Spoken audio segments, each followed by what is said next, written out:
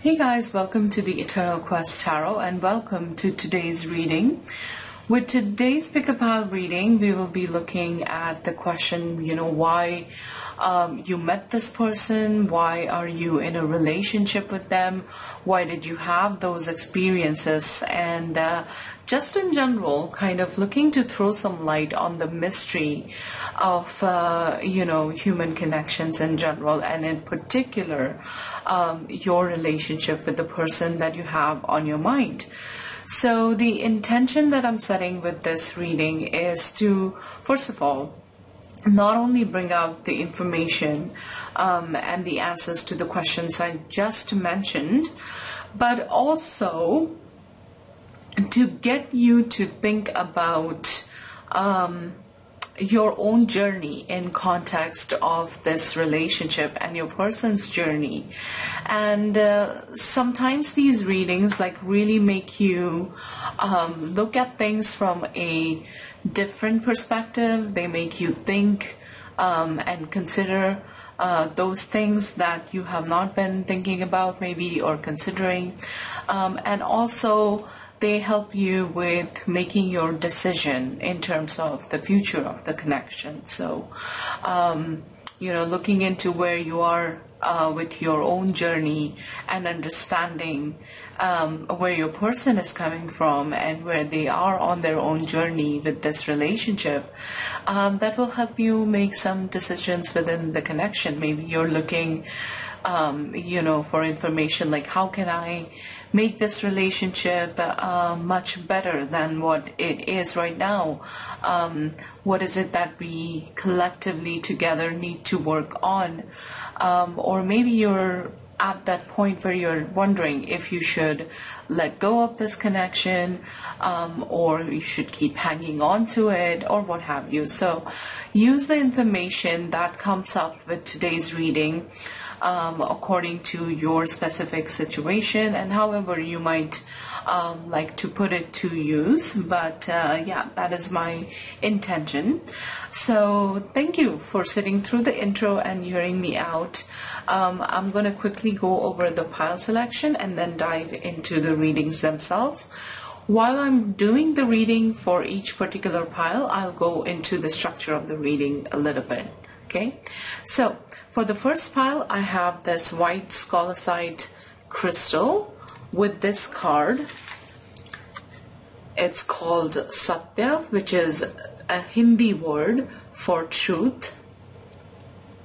And truth, this card can be interpreted in so many contexts. Like, truth is such a potent word with a lot of possibilities. It could be discovering your own truth, or just being on a journey where you feel like you're still coming to terms with your truth, or identifying it and becoming more of your authentic self. Maybe it is about the truth of the connection. We'll see how this card and how this overall vibe connects to your read. For the second pile, I have the obsidian crystal with this card, and it's called Tejas, which is another Hindi word, and it basically means radiating, glowing from within, as you can see in this image. And that usually happens when your spirit is truly rooted in its own authenticity, and that, as you know, is a very attractive energy. So maybe you're on a journey where you are aligning with your truth, finding it out, and just enjoying the radiance, the peace, the calmness, the beauty it brings with itself. So we'll see how that fits in. For pile 3, I think this is a green garnerite crystal, although I'm not 100% sure, but it's mostly green with white spots, kind of look like bruising. And with this card, it's called Kundalini. It's a very popular word that you might have heard before, which basically is all the energy chakras of our spirit body. And Kundalini could mean like awakening, energy evolving, reaching higher planes of consciousness, and so on and so forth. So yeah, there you go. Pause the video if you need some more time to select your pile, and all the timestamps are in the description below. So I'll see you at your reading. Take care. My pile 1, so if you chose the white scholarcite crystal with this card, Satya or Truth, as I said, this is your reading. Welcome. You're going to see how the energy of this card, which is the energy of truth, applies to your reading as we progress through the session. But let's get started with your energy check-in. Now, on your left, on my left, sorry, on the screen's left, which is going to be your left as well, is going to talk about person A, and the right side will be person B. Now I know that in these type of readings where there is a energy check-in or a comparison between the two energies, the energies can flip-flop, as in you might resonate more with person's A energy and your person might sound like person B, or it can be the other way around. So please make the switch as you deem fit. But let's look at the connecting energy of this relationship between the two of you. And we are starting with the alchemical wedding. Then will I have space to put down the cards? That's the question. We have the mystical sister. Okay, I'm going to put these up here. Then we have sap of the moon plant. And the lessons you're learning through this is got to do with the second chakra, first of all. We have awareness. I'm going to put this right here. Sorry about that. I didn't account for the tiny space. Reading space. Shall I make more space? Hold on one second. I'll spread it out and I will be right back. Okay, I don't know if that is a slightly better like presentation with the cards, but I just wanted you to be able to see the cards. The last card in that 3-card that we drew at the end was attraction. Okay, so a lot to unpack here. The first thing I'm going to say is that the person represented by the cosmic egg is a highly spiritual soul. Okay, they're your energy or the energy of your person. Like I said, I don't know if you are resonating more with that or you will resonate more with the fox. But person A, the cosmic egg, is a highly spiritual energy. This is the energy of someone that is going through a process of awakening, okay? Their consciousness, the serpent, actually is closely related in symbology. It is closely related to the Kundalini serpent, which is, like I said, an awakening process. Your energy is going from the root chakra to your crown chakra, so gaining higher consciousness and unfoldment of your inner self is represented by the cosmic egg energy.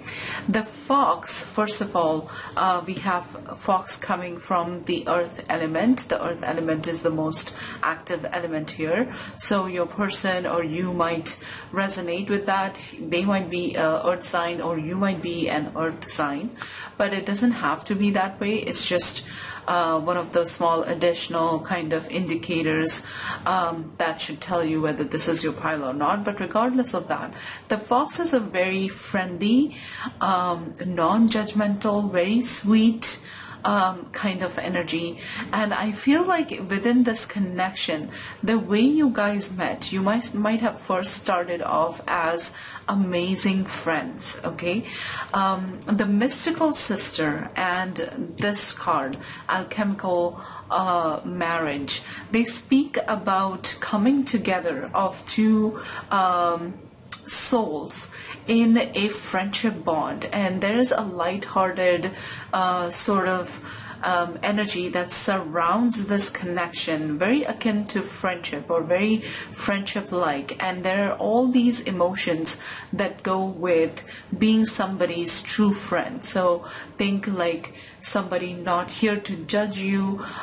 They are more like a support to your process, or wherever you are at whatever point of time in your life that you attracted this person into your life. Speaking of attraction is a very potent energy, and also the sacral chakra. So I think like there is a lot of like mutual passion and desire and experiencing like your sexual chemistry together, very much present in this connection. And as I was saying, the fox is more of a like a very sweet energy.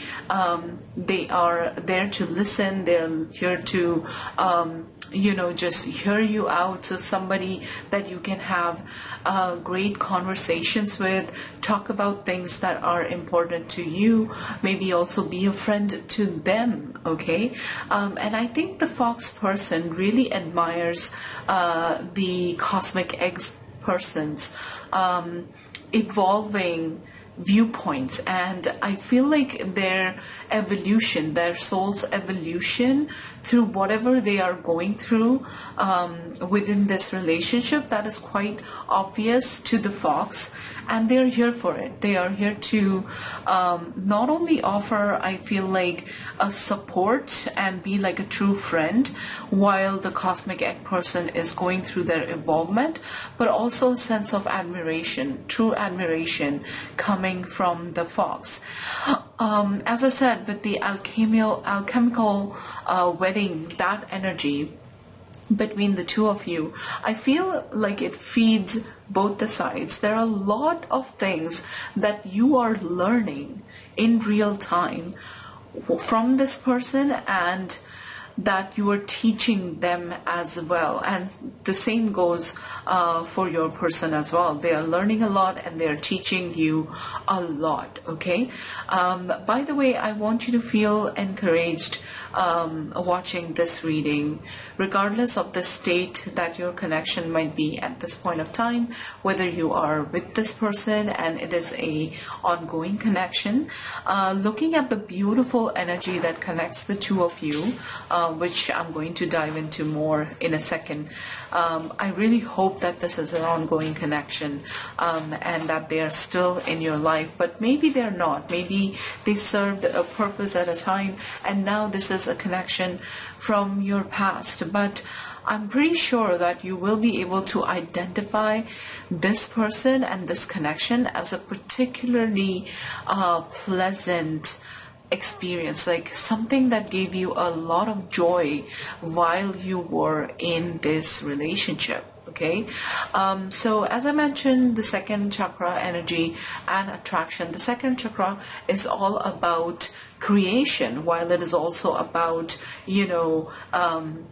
enjoying our sensual world, as the card says, but it's also about the process of birthing something, of creating something. So I feel like both of you, when you guys met or have met now in your life, both of you are in the process of this creation where they are looking to achieve some goals, and so is true for you. And this might be like something that is an unconscious process. Maybe you don't really consciously identify as being in that phase of life where you are, like learning something new, looking to birth something into this world. One of the ways that this cosmic egg was described by one of the other readers here on YouTube, I think it was Kino Tarot, and she very cleverly talked about how the egg is such a large egg for the serpent to wrap its body around, and that, she said, really made her think of this serpent being guided or headed into a process of creation that is going to be much larger than their individualistic self. So that also makes me think of maybe the pursuits that this cosmic egg person is involved in were of the spiritual kind. Maybe they are a healer, or they work in any kind of divinatory arts, whether it's tarot, numerology, astrology, or what have you, maybe a combination of two, but something that really helps in not only their own spiritual evolution, but also assisting other people, because the purpose that this life, this soul seems to be serving is much bigger than an individualistic role. And that, I think, the fox finds very admirable in a sense. There's also awareness. So I feel like both of you coming together in this connection, this is all about you guys becoming more aware. Now, aware of what? Maybe it's aware of your own selves, and most, like in 99% of the cases, awareness is speaking about your own self. So becoming aware of your own limitations, your limiting beliefs, your negative thought patterns, and working through that and resolving that, and just reaching that point of a cohesive whole, if that makes sense, rather than being fragmented, which is basically having too many things and your energies really dispersing in too many directions. Through this relationship, I think you both were learning or are learning to kind of concentrate that energy into something that you want to, again, channel into your own personal creations. Sorry for the background noises. That's just my dog. If you hear it in the background, she's just settling down around me. So I apologize for that if that is disturbing. Then we have sap of the moon plant, and this is all about again, a process of unfoldment, like peeling back, just as you know the rose has a lot of petals. It's about opening up fully to your potential, awakening to your potential.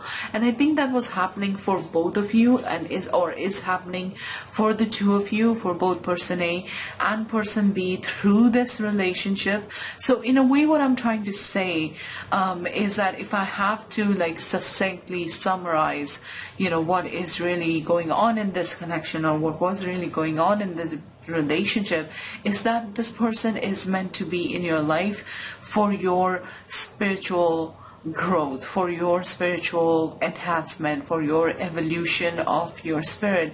And through your relationship, you are both working consciously or subconsciously or unconsciously towards that goal. And these are important kind of what do you call it,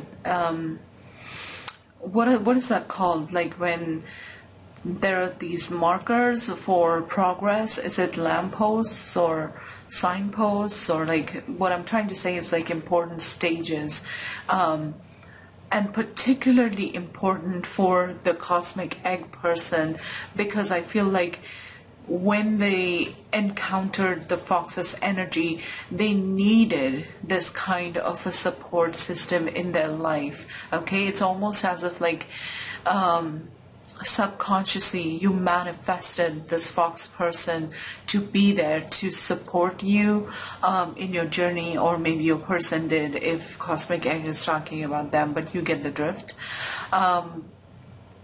The fox person, I feel like, was manifested into the cosmic egg person's life at a point where it was important for them to learn a lot through a relationship, okay? Through also expression of their sensuality and the attraction that they share with the fox person. So that's what I said, like the energy is so beautiful here, and I feel like I'm leaning more towards this being like an ongoing present connection in your life. But I sincerely hope, if not, like I really hope that this is a present connection, and if not, I feel like it would be something like, you know, they served their purpose, whatever they needed to offer, and you served the purpose, and maybe now the cosmic egg person has to be on their own path, the fox person has to be on their own path. But regardless of that, what needs to be honored here is how much they brought into your life by, like I said, teaching you a lot of things about yourself and helping you work through your own limitations and become more authentic, become more free, which is kind of like the energy of this card, Satya, getting closer to our true essence, becoming our authentic selves. So I can see how that fits into this reading. But now I'm going to clear the table and we are going to draw tarot cards for you and your person, and we are going to look at like what you are learning through this connection, or why, you know, getting more answers as to the why in this relationship from your point of view and from your person's point of view. So let me just clear the table and I will be right back. Okay, I'm back and I'm gonna draw 2 rows of cards, and the top row will be for the cosmic egg person, and we are looking into the why. Why did you cross paths with this person? What is really going on in this connection? If this is from your past, what is going on? And as I said with the intro portion, that my intention with this reading is to help you understand the deeper energies at play in your relationship, and use that information as you would want to. That is, maybe some of you are thinking, you know, how can I enhance this relationship? And this type of a reading will give you some insight into that. We are starting with the 4 of Cups. Also, maybe you are wondering if you should hang on to this relationship or if you should move on, and hopefully this guidance will serve that purpose as well. Or look at that. These cards are really glossy, and I dropped a whole bunch of them. And let me put them right back.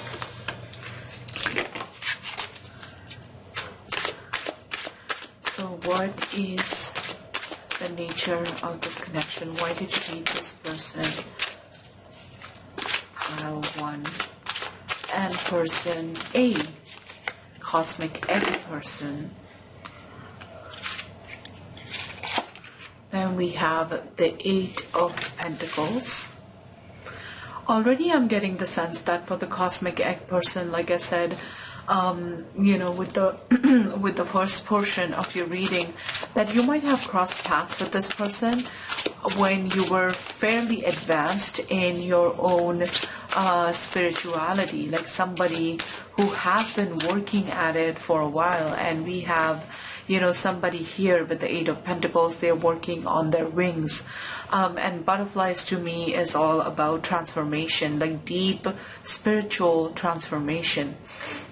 So somebody who has already been working a lot on themselves, focused more on themselves. The 4 of Cups also talks about, you know, the energy of not feeling very interested in relationships. So maybe, you know, you were not at that point of time in your life where you were really open and actively looking for love or romantic love. Maybe you were kind of open to it, but also maybe there were disillusionments in your past, some past hurt, terrible situations in love and relationships that you had encountered, and you were just in a stage of or point of time in your life where you were going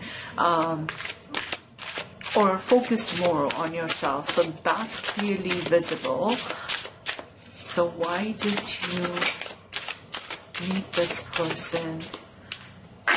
One, person A, cosmic egg. Then we have the Six of Cups. Okay. So for some of you, this could be talking about rekindling your romance with the person B, which is the fox person. We have Six of Cups. So somebody maybe that you knew in your past that has sort of made a comeback. But Six of Cups can also talk about a couple more things. One, healing your childhood. So Six of Cups has that nostalgic energy of like, you know, going back and thinking about your past, and maybe this whole like process of you working on yourself also involved a part of you that was really working on healing your childhood wounds, your childhood trauma, and understanding where you're coming from in a much deeper sense. This looks like a very inward focused energy to me. The Six of Cups could also be like desiring a relationship where again there is that innocence and lightheartedness of childhood, as you can see in this card. I'll bring it up to the camera. And there are some kids that are playing, and there's a person that's watching the, you know, the friendship, the lighthearted energy, the easygoing relationship that these friends share with each other, which is also a part of like the Six of Cups energy. So desiring a relationship that feels easy, I feel like, that feels very natural. And as I said, it might have been these desires that have manifested the fox person, person B, right into your life. Then we have the King of Swords. Okay. I'm gonna draw one more card. Let me move this decor, the fall decor that I have on my table. I'm going to fit in one more card.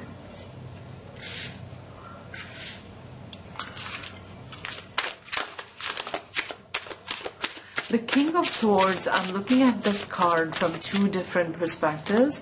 It could be talking about your energy. So you know, I feel like in your journey and coming from your past and your experiences in love and relationships, I feel like you have gained a lot of wisdom and clarity as to you know, what you really want when it comes to romantic connections.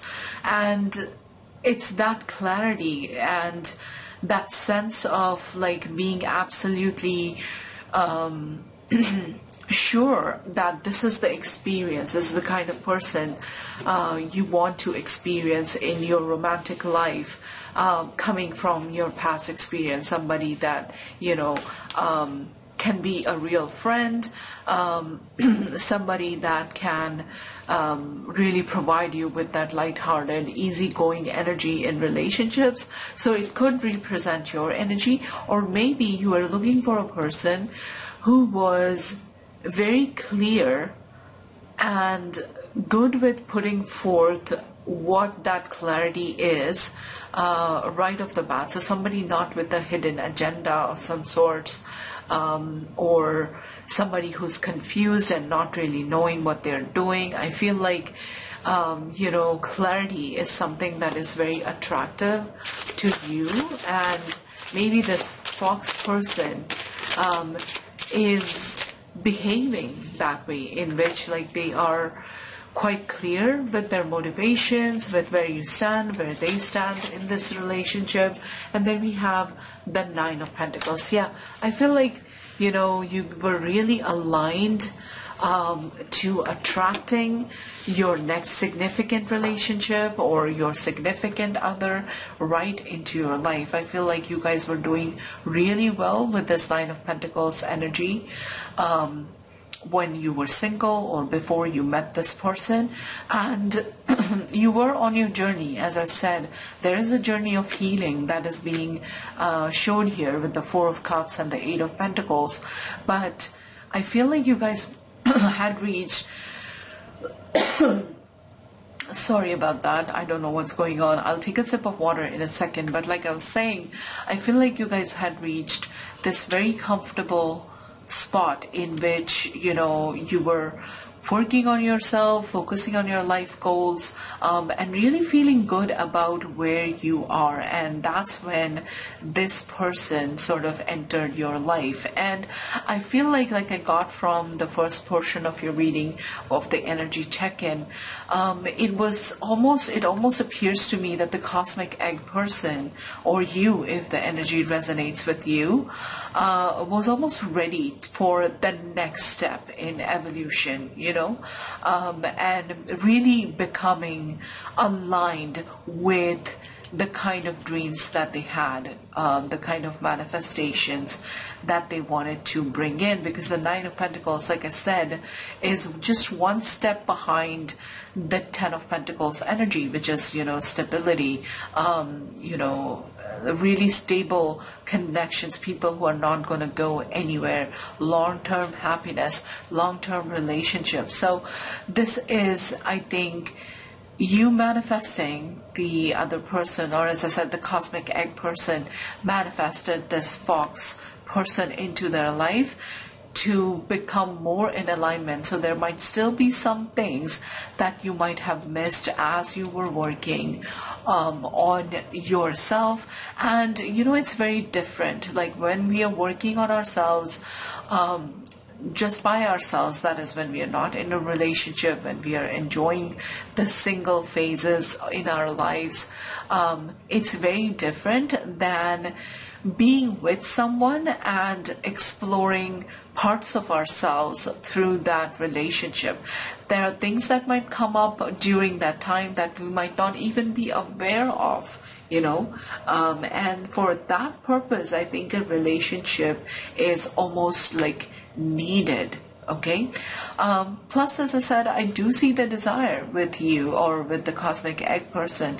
They really wanted to manifest a stable long-term relationship, and the fox person is in your life now to bring you closer and closer and refine your energy as you get closer to bringing in that manifestation. Okay, so let's look at what is going on, or was going on, with the fox person when they met you, when they manifested you.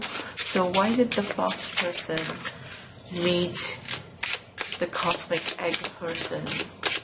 What are the lessons that they are learning? What's going on from their POV point of view, by the way? So we are starting with, I drew two cards. I'm going to take both of them. We are starting with the Ten of Cups and the Seven of Wands. Okay. Okay. Interesting. So already this person looks like, okay, this is the Five of Wands. Okay. No, this is the Seven. Oh my God, I had so much trouble reading the number up top, but it is the Seven of Wands. So right off the bat, what I felt was correct. Okay. So I feel like happiness, okay, long-term happiness, and whatever that means to the fox person in this equation.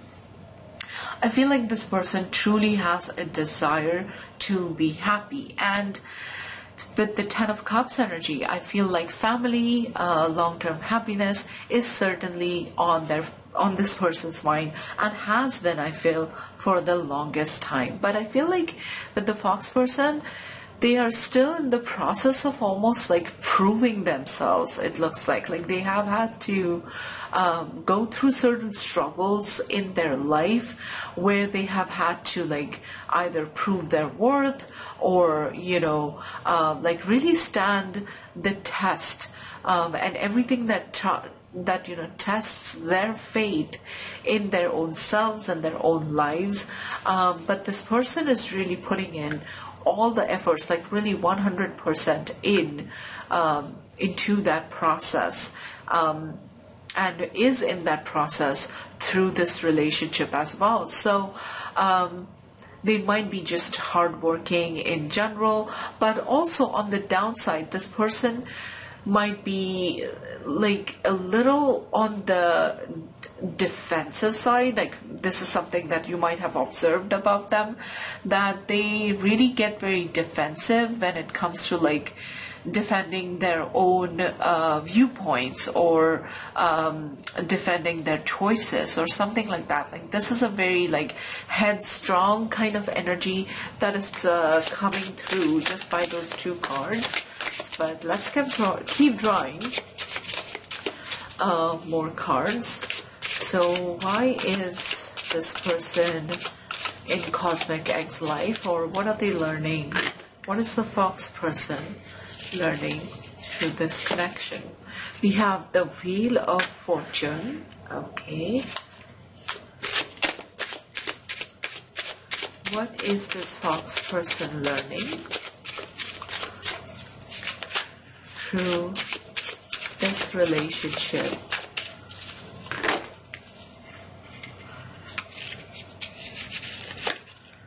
Ace of Swords. Okay. I'm getting such a nice, wonderful energy here. But there's always like a, you know, a slightly, what do you call it? Oh, what's the word? Unpleasant. I don't want to say unpleasant, but kind of like one of the downsides to this is blah blah blah, you know, that kind of thing. Okay, these two cards want to come up. We have the Knight of Swords and we have the Hierophant. Okay,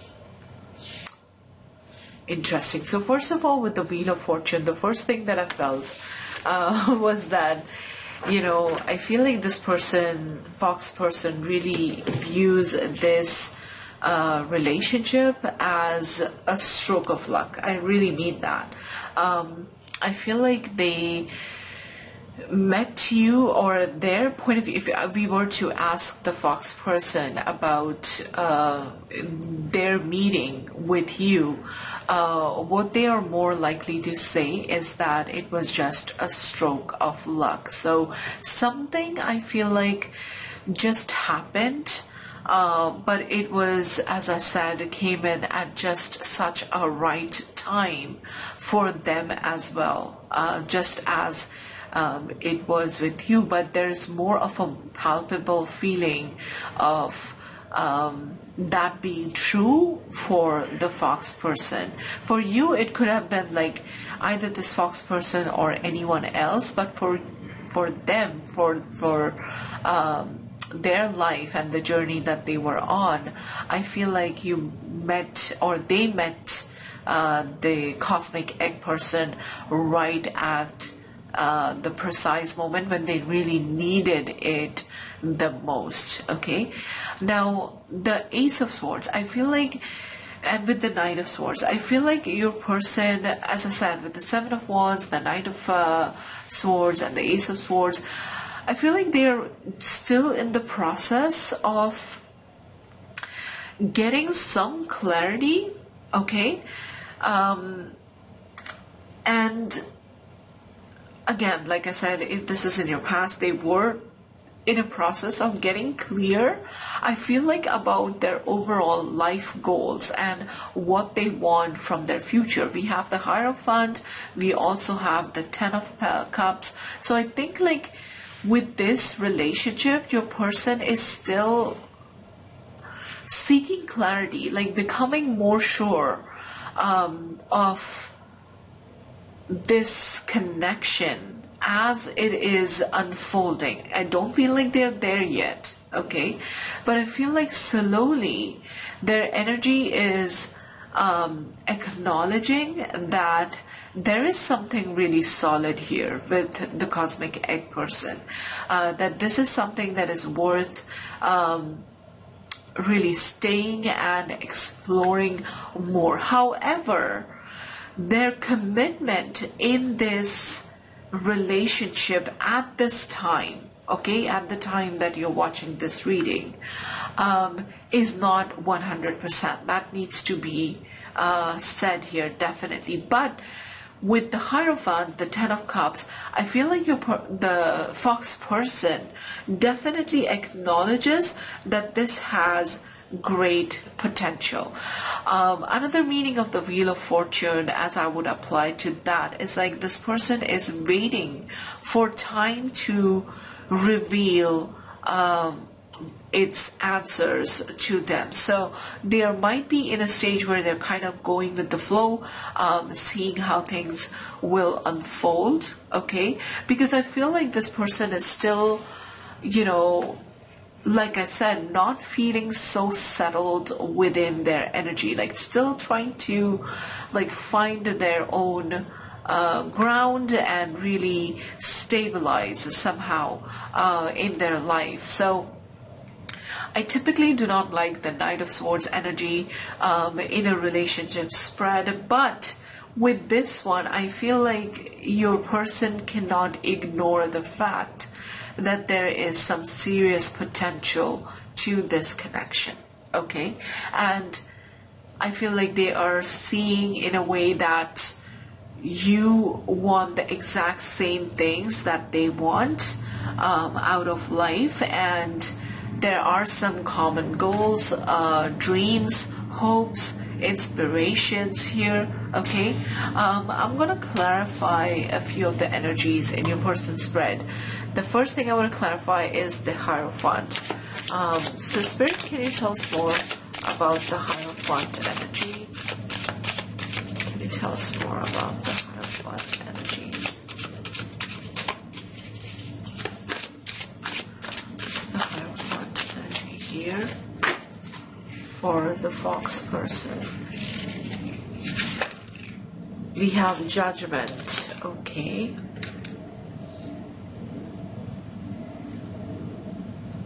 So I feel like this person, through this relationship, is literally trying to break the traditional way of thinking or things that they have learned through their life and their experiences in the past, and their belief system almost is getting renewed. And like I said, it's in light of the acknowledgement or the feelings that they feel towards the cosmic egg person. It's kind of like, you know, traditionally, first of all, the cosmic egg person might have been challenging in some ways for the Fox person, but I feel mostly an energy of admiration and mutual growth that is coming through for both the people in this relationship. So the Fox person is, I feel like,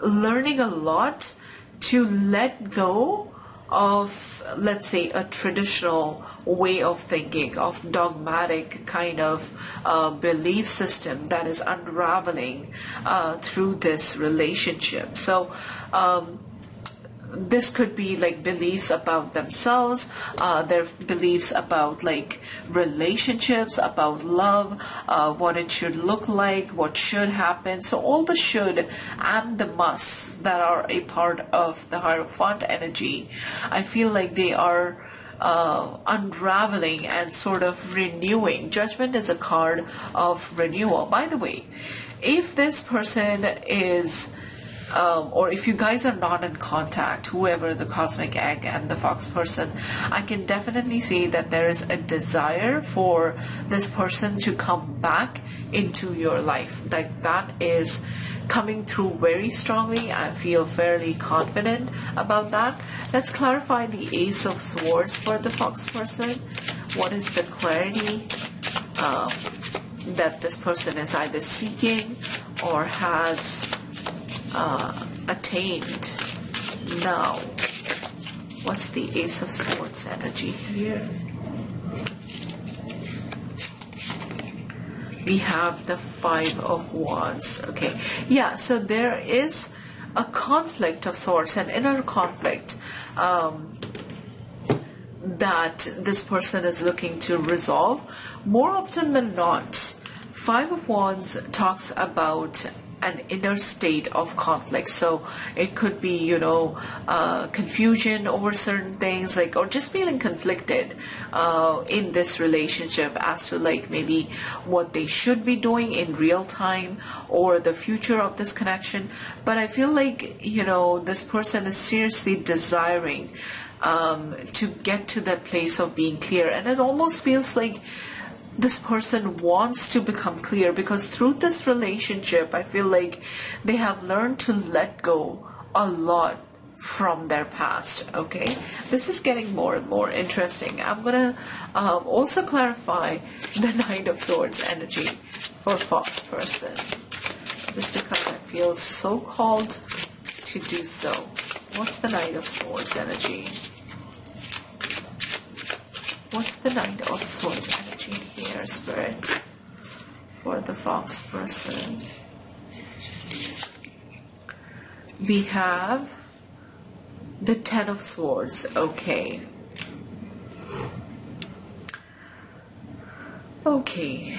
So I feel like, well, the Knight of Swords in general talks about the type of personality or the archetype itself as someone who doesn't like to think too much. They're very impulsive and reactive, so that could be true, and just hating thinking and processing. Okay, so especially for those of you that are not in a connection right now, I feel like the Fox in this relationship might have been the runner, and that's because, again, not reaching that place of clarity as to, let's say, the future of this relationship, or something that, a conflict that needed to be resolved, which, by the way, I know I said that it talks about inner conflict most of the times, but it can also talk about conflict between the cosmic egg and the Fox person. So it might be about that. So I feel like this person has, Ten of Swords is like when you have exhausted your thought and you cannot, literally cannot think about something anymore, and you just realize that you will not be able to arrive at an answer through thought. Okay, so this Knight of Swords might have to do some feeling. Okay, let's look at the Wheel of Fortune energy here. What's this Fox person's Wheel of Fortune energy? A slightly more complicated energy than the cosmic egg person, I would say.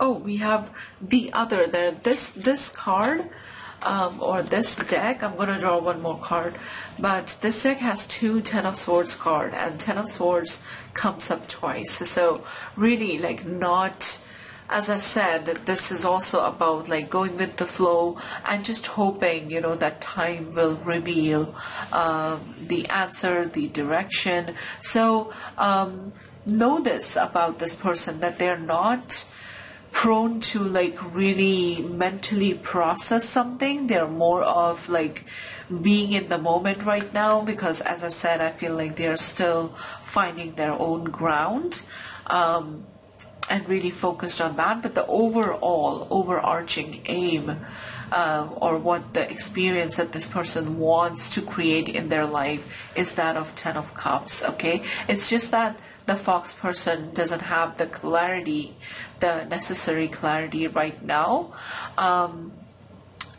Right now, as in when you're watching this reading, whenever you find this reading, they don't have that clarity in this relationship about anything, about the future or about their next steps. And there's a lot going on within this person that they seem to be focused on, but nevertheless, they are really truly transforming through this relationship. Okay, so there you go, pile one. This is all I have for you. As I said, my intention was just to talk about what's going on underneath the obvious, surface level facts of this relationship, and kind of bring into focus some of the things that maybe you were not thinking of and not considering, and use this information as you will. But yeah, I sincerely hope that this reading proves itself to be useful for you. If it did help you in any way, big or small, consider leaving this video a like, and also consider subscribing and staying back for more future readings to come.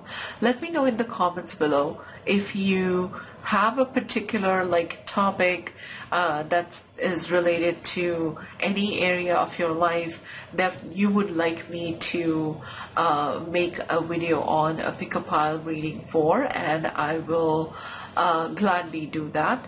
So thank you once again, Pile 1, for watching, and I hope that I will see you in my next video. Bye! Hi Pile 2, so this is for you if you resonated with this crystal, the black obsidian, and this card, which is called Tejas, and basically it's a Hindi or a Sanskrit word which means glowing from within, the light within, and it usually happens this usually is a state that we attain when we are completely aligned with our true authentic self, and we are just living our life in that amazing flow state, or think of it as being aligned to what you are meant to be in this life. So sort of a process of self-discovery, of healing, and attaining an inner glow, which is quite attractive in a way to other people, because it's something that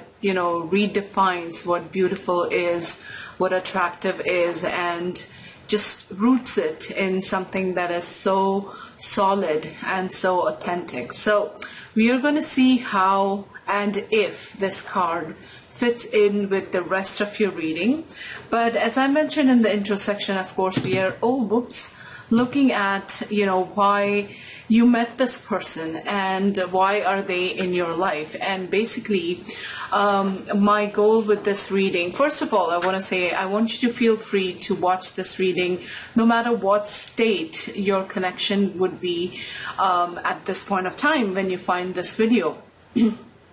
Whether you are with this person or whether you're watching this for an ex-partner, you're not in contact or what have you.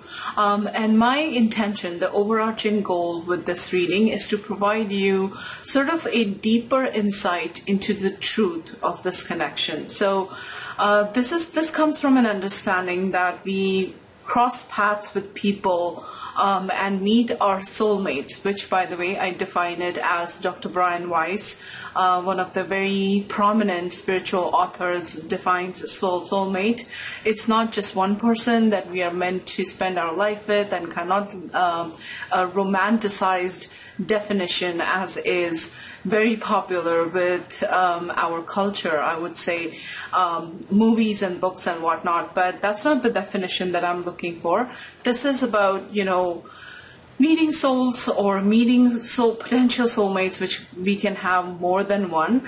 And these people usually come into our lives right at the time when we are ready to learn lessons, through experience of each other in this life. So that is how I'm looking at the word soulmate, just to clarify. But first, we are going to start with an energy check-in, and for this portion of the reading I have pre-drawn the cards, and then we will further go into the why. And I'm going to do the tarot cards. We are going to have 2 rows of tarot cards. The top row will be talking about why you met the person, what are you learning through this experience, and the bottom row will be why the person that you're thinking of right now crossed paths with you and what are they learning. And I hope that you will take this information as you intend to, or meaning the freedom to use this information, and in whatever way you want to apply it is completely up to you with this reading. This is not going to be like, oh, this person, you should not be staying with this person, you should not hold on to this relationship, they're not right for you. Again, we are leaving aside those definitions of right and wrong, and we are looking at the deeper spiritual truths of a connection. And it might help you to make your own decisions. So whether this is the person that you're in a relationship with, you might be asking the question, what can I do to further enhance this connection, to make sure that we connect in a much deeper way? What are the things that I need to understand about them to make the relationship flow more smoothly or more in love? Or maybe you are at a point of time where you're thinking, should I hold on and wait for this person? Or should I let go of this connection and move on to something else? Or maybe this is a person who's your ex that you're thinking of, and you are wondering if, there's going to be a reconnection, which, by the way, I will let you know if that comes up in this reading. I do not know what's going to come up with the tarot portion at all. And also with this, I've not taken a look at the cards. But I will let you know if that answer is like a very obvious thing that Spirit has to say to you. So it will be delivered. Otherwise, I just want you to feel free to use this information as you would any other kind of like spiritual information about something to make your own decisions. Okay, so I hope that I feel like I have spoken now for 5 minutes 40 seconds. I'm looking at the timer on my viewfinder, and I will let you know if I have missed anything like throughout the reading. But let's get started. So the side would be your person's side for pile 2's reading, and this side will be your side. Now, I know in these types of readings where we are doing an energy check-in, sometimes the energies can interchange and flip-flop. This might sound more like you, this might sound more like your person, and so if that happens, I just want you to make that energy interchange on your own. Okay, so let's get started. So we are being represented by the sea serpent. First person is coming up as the sea serpent. The second person is coming up as the hawk. Okay, and the next 3 cards are the is the energy between the two of you, and that's being represented by calcification. We have yellowing, and we have Chiron, which was the son of Saturn and somebody who's like dealing with abandonment wound, but more on that. Then we have time. We have the 5th chakra, which is the throat chakra, and we have integrity. Okay, all right, so a lot going on in this connection, and it was the same thing, a lot going on with pile 1's as well. But that's just how these readings turn out to be. Anyway, so I'm gonna refer to this person as person A and this as person B, and not talk about like your person and you. So like I said, just interchange and apply the information as you deem fit. So we have someone, the sea serpent specifically,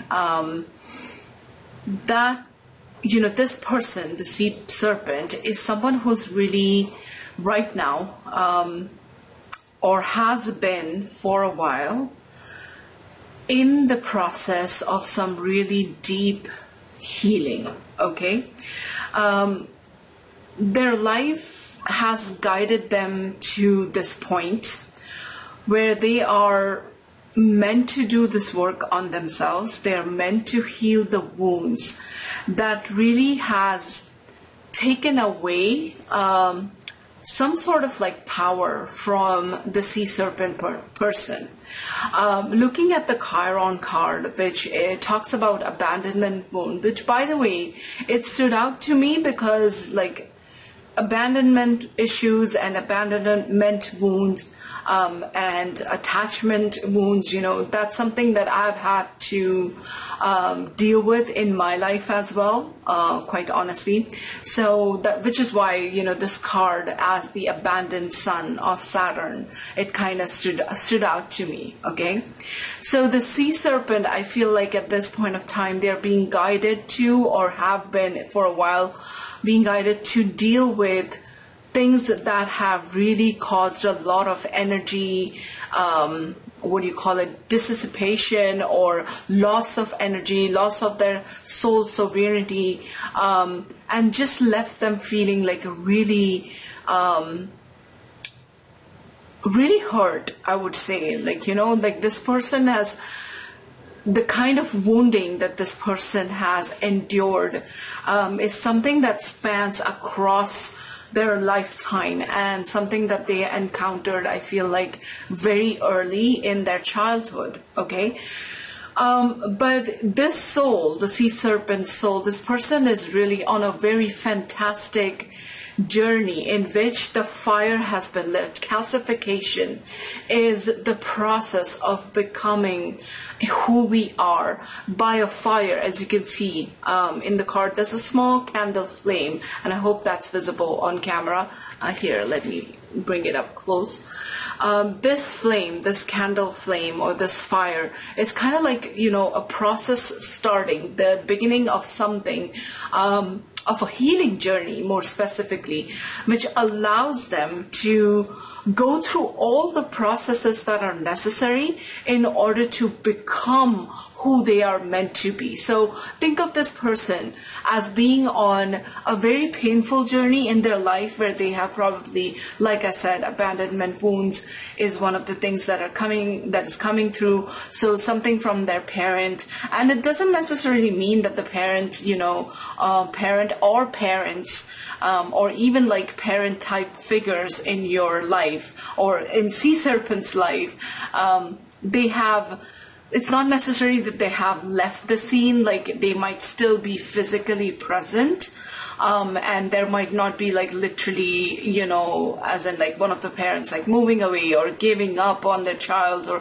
what have you. It doesn't have to appear that way, but the ultimate manifestation is a feeling of not being looked after, not being loved as they should have been loved, or not receiving the kind of care that the soul deserved right from the beginning. So they came with this kind of a personal cross, if you will, without making it religious. But what that means is, you know, we all have our crosses to bear in our life, and the sea serpent's cross has been, you know, healing this wounding that came from its environment. And most definitely, I feel like this is, you know, things that have started in the childhood with the sea serpent, and if not exactly the childhood, but early in life, I would say. But feeling lost, feeling abandoned, feeling like defeated, not having a purpose.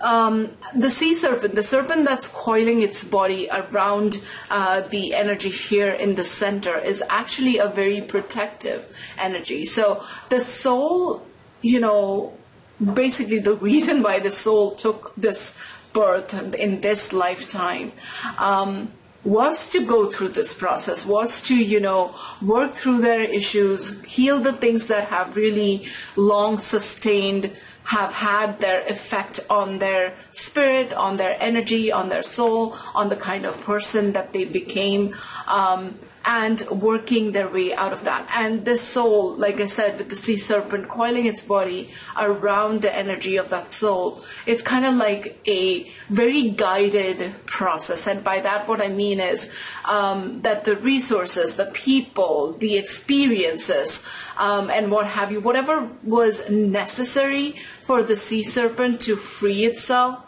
and to heal itself and to evolve, was brought to them because this process process is guided. Everything I feel like that has happened in the sea serpent's life is something that is divinely guided. Like they are being, it's like hand holding by spirit and taking them towards what they need to fully become in this lifetime.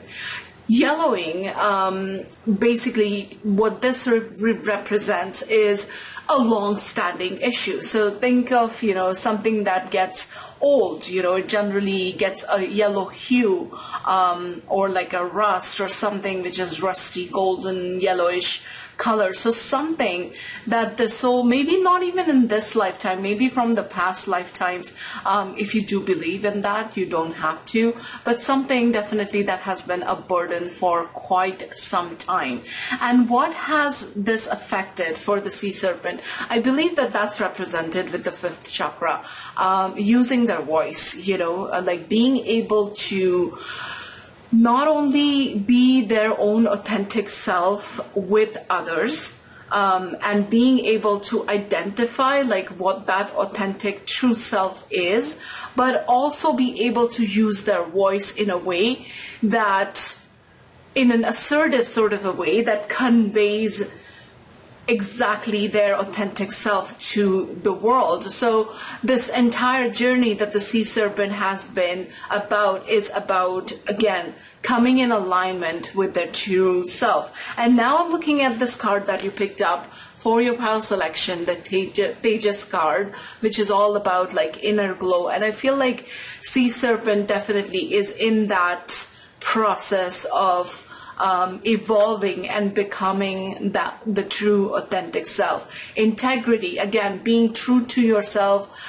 standing up for your own truths, and first of all, discovering what they are. Because what these cards represent, the three cards on the top, that this has been like something that sea serpent has suffered for quite some time now. So it doesn't get resolved in like a day or so, or even like a week. It's been something that they are working on for a very, very long time. And part of this seems like part of their journey seems to be, meeting this hawk person. Now, this hawk person in this connection. Now, if you think of the bird, the hawk, it flies really high, and it is able to look at something from far. It's got a really good eyesight, and it can, focus on something in a pinpointed sort of a way. So like a small object down on the ground, or it can look at the terrain in general. So this is someone, by the way, one of you might be an air sign. It doesn't have to be. Sometimes it's just used as, what do you call it? An indicator of whether, the reading is actually about the person that is on your mind, or maybe about you if you're the air sign. But so it doesn't have to be. What it can be, though, that these air sign attributes are being manifested into this connection. Like while this person connects with the sea serpent person's energy, they manifest more of these air attributes. So I feel like the hawk person, first of all, is another protector that has been sent. I find a very protective energy coming from the hawk person towards the sea serpent person. So another, this mother serpent that is encircling this energy like a child, like it would encircle a child. It has sent the hawk person as another representative of that protective energy, I feel like. And that's how I feel like hawk person has always felt about the sea serpent.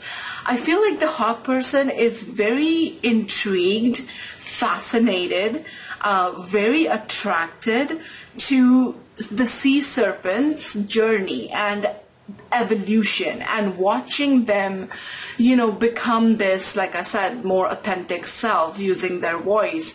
I feel like the hawk person holds the space that the sea serpent person really needs at this time, to be able to do that or do everything that the healing process, you know, incorporates in their life.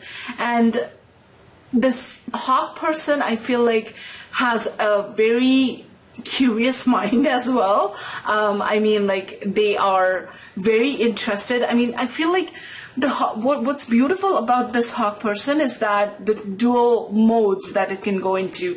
First of all, it can look at the details and it can really understand those details, like really able to focus on something that the sea person is, let's say, talking about or going through, and be very present in the moment and allow for that to happen, and unfold naturally. But at the same time, the hawk person is able to have that bird's eye view, literally, or kind of like looking at things from a long-term perspective, maybe, or looking at the big picture. Yeah, that's the word that I was looking for. Looking at the big picture, because sometimes the sea serpent, while it is on, while they are on their healing journey, they might get a little bit caught up in the details and become very burdened, if you will, by the present moment details rather than looking at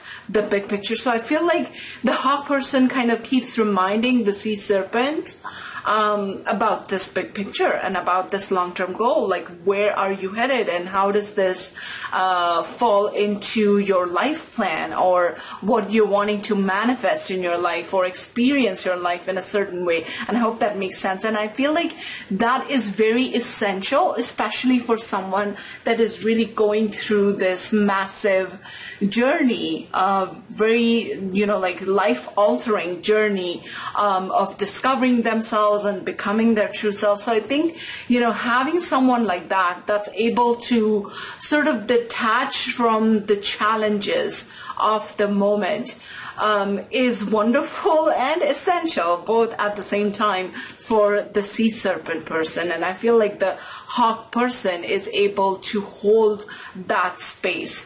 I feel like because there's a protective vibe, as I said, coming from the hawk person to the sea serpent person, quite a mouthful to say those things. But anyways, so since I do sense like sort of a protective energy coming from them, I feel like the sea serpent person feels very safe to express everything. And that's what this fifth chakra, the throat chakra, is coming up as. So if this is, talking about you, if let's say you identify as the sea serpent person, then you might have noticed that it is especially easy to practice this, like allow your authentic self to come through and to shine through, and have the hawk person witness that without any judgment. Yeah, non-judgment is a big part of this connection. Okay, integrity. So truth, I feel like, is very important to both the persons that we are talking about here. Like, always focused on what feels correct, what feels right, what feels, and by that way, I mean, like, it is of course subjective, so like not like objective truths, but like going after your subjective truths, and just being able to own that. And I feel like that is very important to both the hawk person, because the hawk person, I feel like, because they have the ability to look at the big picture as well, there is constantly that thing in their mind where they are thinking of life as a, like the long-term perspective.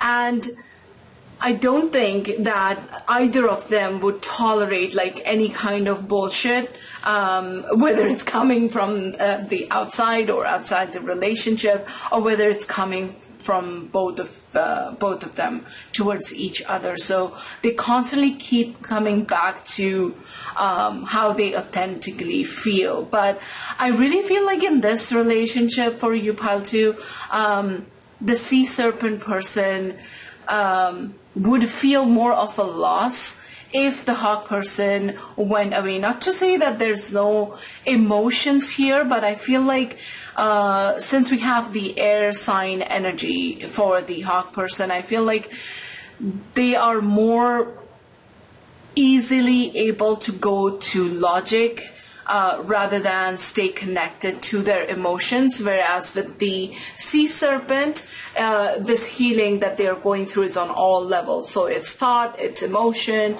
it's their subconscious mind, their thought processes, and, you know, getting rid of the dysfunctional ones and so on and so forth. So here I feel like this person is being able to remain a little detached, if would that be a right way of putting it? But I just don't want to imply that this person has no feelings, because obviously they have feelings. They have a very protective, loving energy over the sea serpent. But what I mean to say that if needed, okay, this is how I'll put it. If needed, this person is able to rely more on the logic, which can actually be a good thing. Okay, it depends on what context comes up when they do apply that side of them to the situation. So it depends on the situation, but this person is able to, I feel like, remain a little bit more detached, but that's a good thing, as I said. And it's kind of like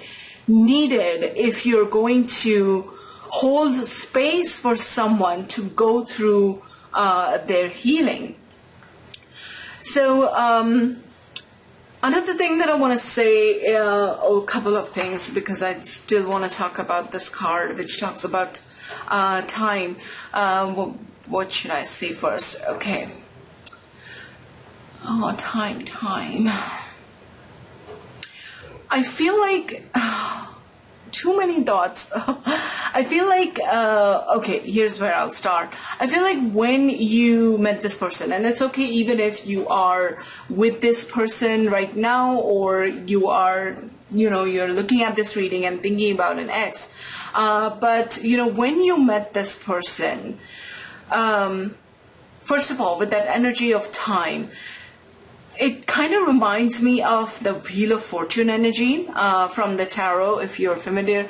But Wheel of Fortune talks about something that was fated, something that was meant to be. So as I said, Hawk person was a really important part of the sea serpent's soul journey, the healing journey that they have been on for a very long time. So first of all, that is what this card makes me think of. Second of all, I feel like present moment, being present in the moment and available to each other, okay, in the connection.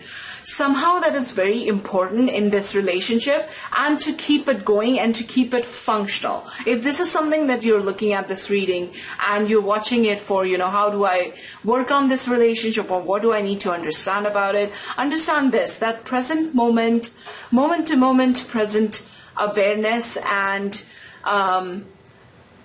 being true in the moment is very important in this connection. Okay, so that means not allowing your naysaying mind, not allowing your subconscious fears, not allowing your anxieties to interfere with what is happening in the moment, if that makes sense. So let's say, you know, there's something that the Hawk person does which is not very pleasant, or something the sea serpent does or says which is not very pleasant.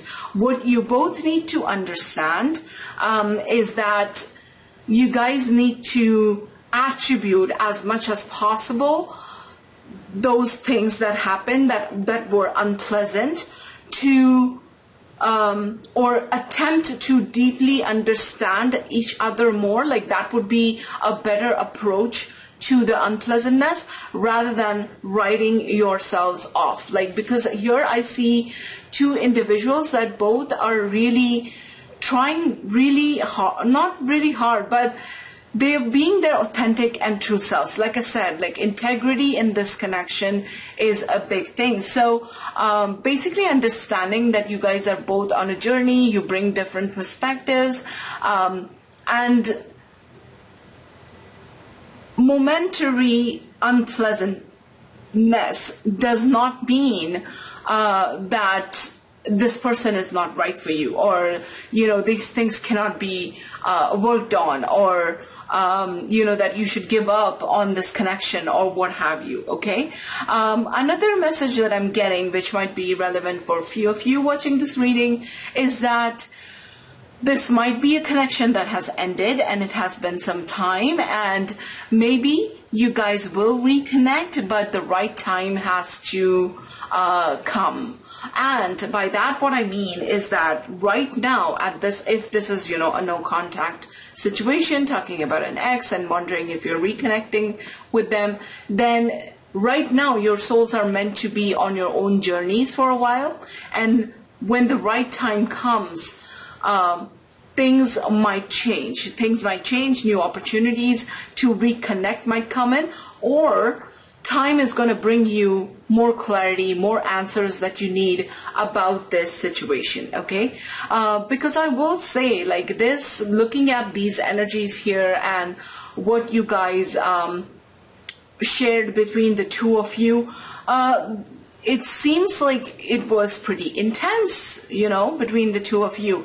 By the way, this wounding that we were talking about, it could also be like a shared thing. It might be something that you guys connected on. Okay, maybe you both bring some kind of emotional wounds in the process, and the relationship itself might be that fire that was lit, which sort of instigated the process of both of you healing your own selves through this relationship. But what is important to know that this approach might be different, because the sea serpent is a different energy altogether, and hawk is a different, like, air energy. The sea serpent, as I said, from the Wild Unknown archetype deck, which is where these cards come from, they have been split according to like the elemental energies: earth, water, fire, and air.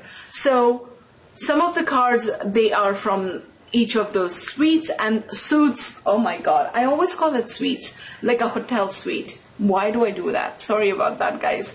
So it comes from that suit, and this sea serpent, you see the symbol up top, it's like a circle. This is the spirit element, which is what makes me think, like a process or a soul that kind of balances or brings in the characteristics or traits, if you will, of all those suits, like earth, air, fire, and water. So the approach that both of you have might be very different to the healing process and to the challenges themselves, but it could be that this relationship is because you are meant to find each other and heal your respective wounds through your respective approaches, through this connection, and to become more of your authentic self. Okay, so let's get started with the tarot portion. I guess this is all I have to say for this part. I'm gonna clear the table, take a sip of water, and be right back with your tarot cards. How about two? I am back with your tarot cards, and as I said, there will be two rows of tarot cards today. This one jumped out. We have the Four of Swords. The top row will be talking about, let's say, the sea serpent's energy. The bottom row will be the hawk person's energy. And again, we are diving much more deeper into the why and looking at, again, answering the question, why you cross paths with this person, the specifics of that healing, if you will, which we saw from the first portion of your reading. So let's see, why did you meet the hawk person? Why did your soul cross path with the hawk person?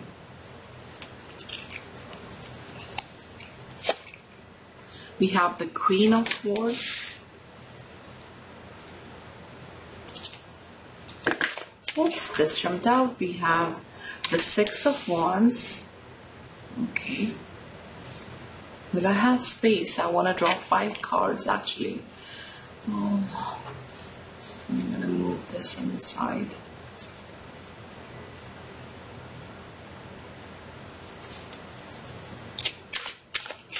Why did you need the hawk person? Pile 2.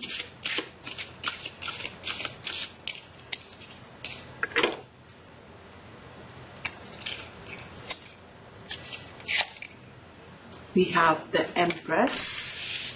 Okay.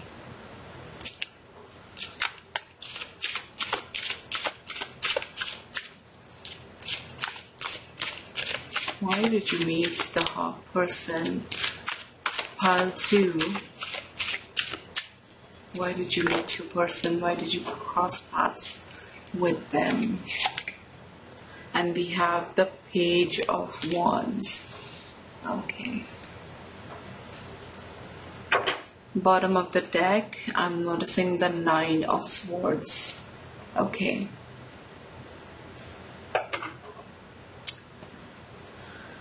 Now let's look at your person's energy. Why did, I'm using a different tarot deck for that.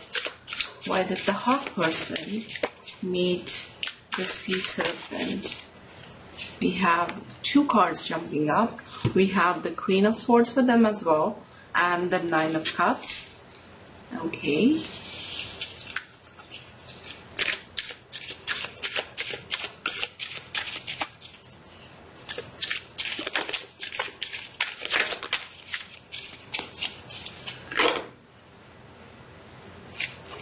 We have the Ten of Pentacles.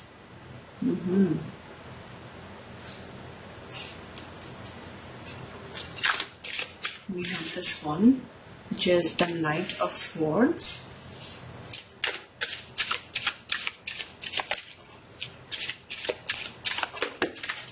And we have the Sun. Okay. So, I'm going to start with the top row with the Sea Serpent's energy. So, we have the Four of Swords, okay, and we have the Page of Wands.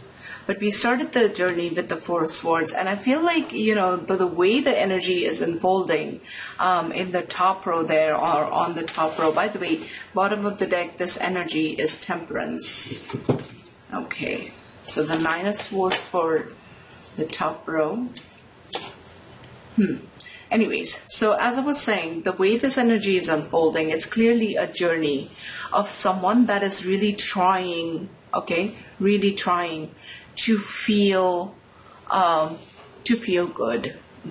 Simply put, that Six of Wands is the card that speaks to me about that energy of coming back to feeling like you're winning at life, like you're winning in the area maybe of love and relationships. And I feel like, you know, the Sea Serpent person really was at that point of time in their life where they were really looking to come out of this Four of Swords energy. The Four of Swords can be an energy where we self-isolate, where we kind of take a break for something, where we deeply think about things, and we are, you know, more in a meditative state, more in contemplation. We're trying to sort through some thoughts, and it can be about love, about relationships, about, you know, the prospect of finding love.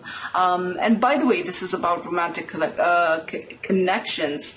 But this was, you know, Sea Serpent was really ready to burst out of its bubble and to, how do I put this? Like being on a journey and being in a space where you are mainly like focused on yourself, and really trying to figure things out. I feel like the sea serpent reached a point where it wanted to put all of the work that they had done on themselves so far, to put it into practice, and to put it into like a real experience of a relationship with someone. So I feel like it's much more of a possibility that the sea serpent person was kind of doing the seeking in this connection, okay? Or like really wanting this connection to come into their lives, whether it was with that specific person, the person on your mind, or whether it was just wanting relationships in general. I feel like the sea serpent really just wanted to feel good, like I said, genuinely feel connected again to their own self. And that I feel like is the Empress energy, which is about manifestation. So it could be that they were wanting to manifest a connection in their life, and that brought on the hawk person, or brought the hawk person in their lives. But yeah, it feels like the sea serpent person was really ready to, like I said, explore life, more of life. We have the Queen of Swords that is, like sitting on top of a hot air balloon kind of thing, with the telescope looking ahead. We have the Page of Wands with a magnifying glass. So really looking, like seeking love, seeking a connection, I feel like, as a way of pulling themselves out of the kind of shell that they had put themselves into, is the vibe that I'm getting, okay? Maybe it was deliberate manifestation, but even if it was not deliberate, it was literally like a subconscious desire, like vibrating and sending out that vibration to the universe, if you will. The hawk person, let's talk about them. The hawk person is on a journey of really wanting stability in their lives, okay? The Ten of Pentacles, Nine of Cups, and the Sun, wanting happiness. We also have the Queen of Swords, which is why I say, like using your voice and speaking up and authenticity, all that being important to both of you. That is clearly shown with the tarot as well. The other thing about the Queen of Swords is that the Queen of Swords comes from a lot of pain. So it's the archetype or the personality of someone who has been through a lot, learned their lessons, and now uses those lessons to guide them in their journey. So this person, hawk person as well, I feel like was ready to settle down, ready to, almost I'm getting the energy from this Knight of Swords, like they were quite impatient about meeting someone like the sea serpent that could provide them with, at least a possibility of a long-term future. So I do feel that both of the people in this connection, that they are very much into each other. I don't think like they have given up on each other as well. Like I said, there's some common experience or shared experience or, shared values that really keeps them closely connected with each other. I really feel that. But the hawk person, why they met the sea serpent is because they were looking for a long-term relationship, and they were really hoping to meet someone who would truly understand them. I feel like the hawk person seems to feel like they are really seen, they are really understood, valued by the sea serpent. They really feel quite happy with the sun energy, quite positive about the future, about their life. So, I mean, even if, I was thinking about, those of you that are watching this for an ex-partner, for example, I would say, like, you know, there's a very good chance that this person might come back into your life, because just this connection that I'm feeling between the two of you, it's almost like no matter where you guys drift off to, you will always be thinking of this person, and this person will always be thinking of you and wondering about you. And furthermore, I don't think that the way they made you feel, anybody else can do that, and the way you made them feel, nobody else can do that for them. It's really that kind of an energy. And so I wouldn't be surprised if this person turns around and comes back into your life and like claiming what is theirs. You know, I'm really getting that. Temperance, which was like the bottom of the deck energy for the hawk person, that tells me, like, you know, they could be at this point of time, like maybe working on feeling more balanced, and just holding a more balanced approach to this. Remember, the hawk is, you know, manifesting more of the air sign energy, so they tend to lean more towards logic, and going by, you know, their logic of mind, their rational mind. But I feel like they're trying to balance out that with their emotions as well, and look at their emotions along with, you know, whatever thoughts they have about the longevity of this connection. Now, if this is not an ongoing connection, if this is an ongoing connection, then both of you together are facilitating this process for each other. We have the Nine of Swords at the bottom of the deck for the sea serpent person. And I feel like, you know, especially going through a healing journey, which is that intense as it was the case with the sea serpent, I feel like anxiety, depression, which the Nine of Swords can talk about, those types of mental health issues is something that the sea serpent person might be struggling with from time to time. And because, you know, it has come up in a reading, I feel like it might have an effect on the quality of this connection. Again, regardless of what stage you are in with your person right now, whether you're in contact, no contact, but that's just something I feel like to be mindful about. Ask yourself, like, what are you stressing over? If you are stressing over something, there's fear, there's sadness, all that is a part of Nine of Swords, and there's definitely a need for the sea serpent person, whoever that is, you or the other person, to bring that under like control, is what I'm trying to say. And do I want to draw clarifying cards? No, I don't feel the need to draw clarifying cards actually for this one.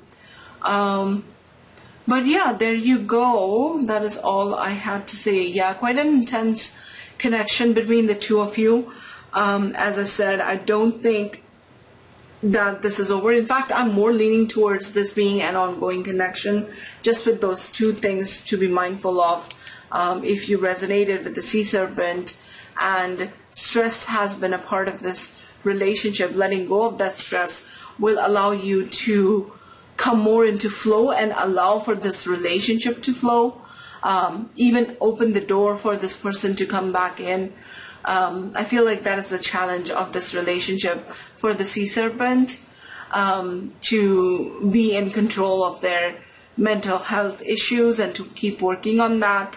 And the temperance for the hawk person is them learning to be more balanced rather than depend more on thought and logic, and also look at the emotions if they have been ignoring that.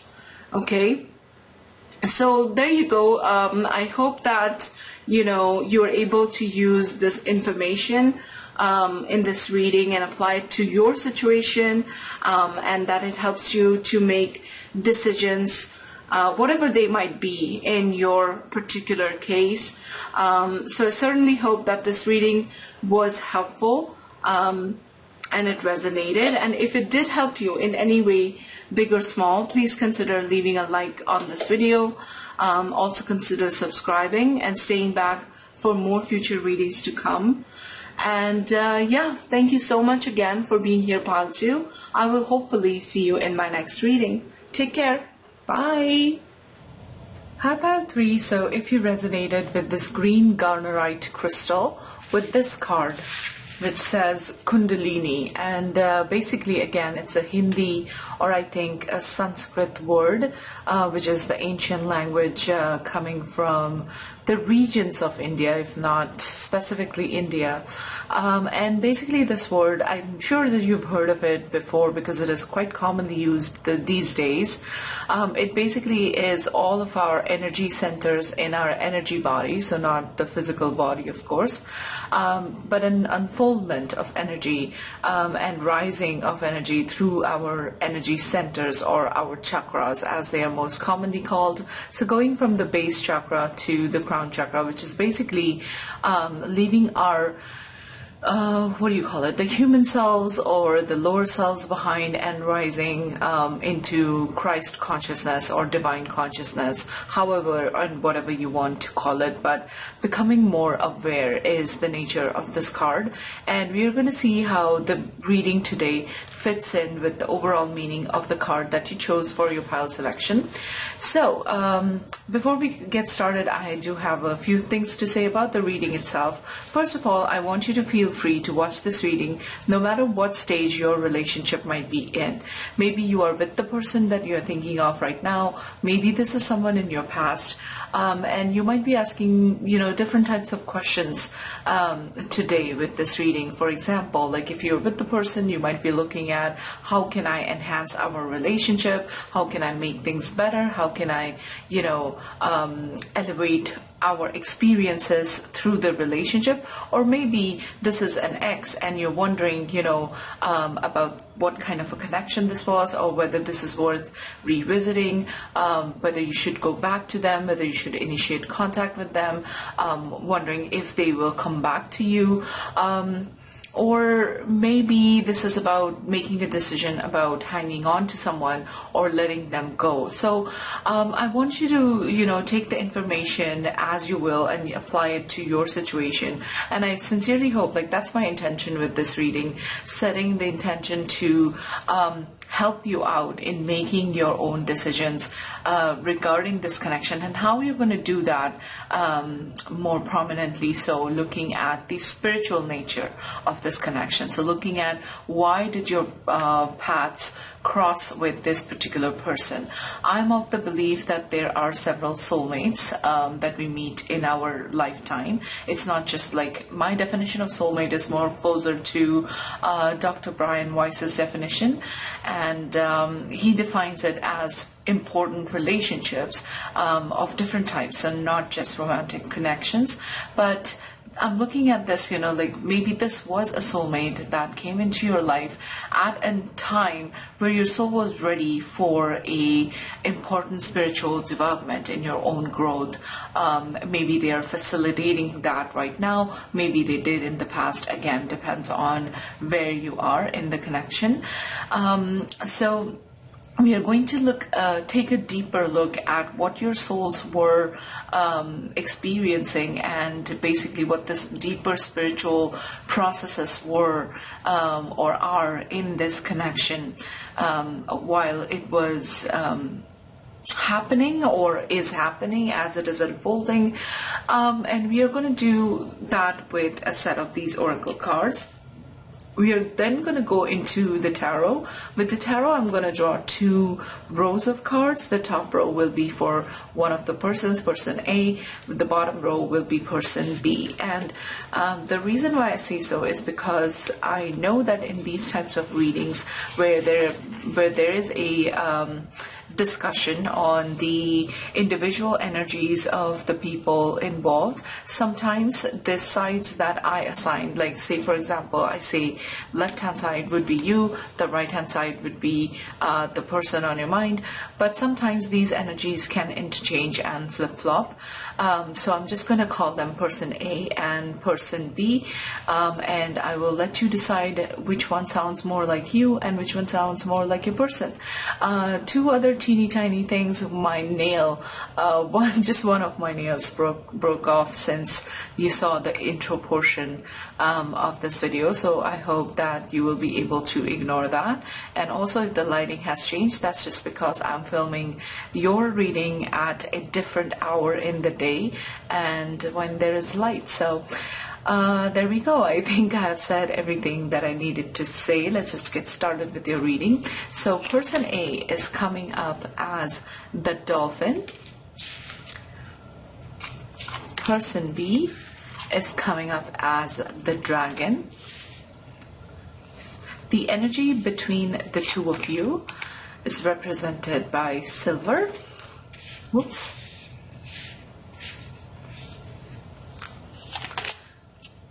The alchemical wording, right? I'm pronouncing it right, I think.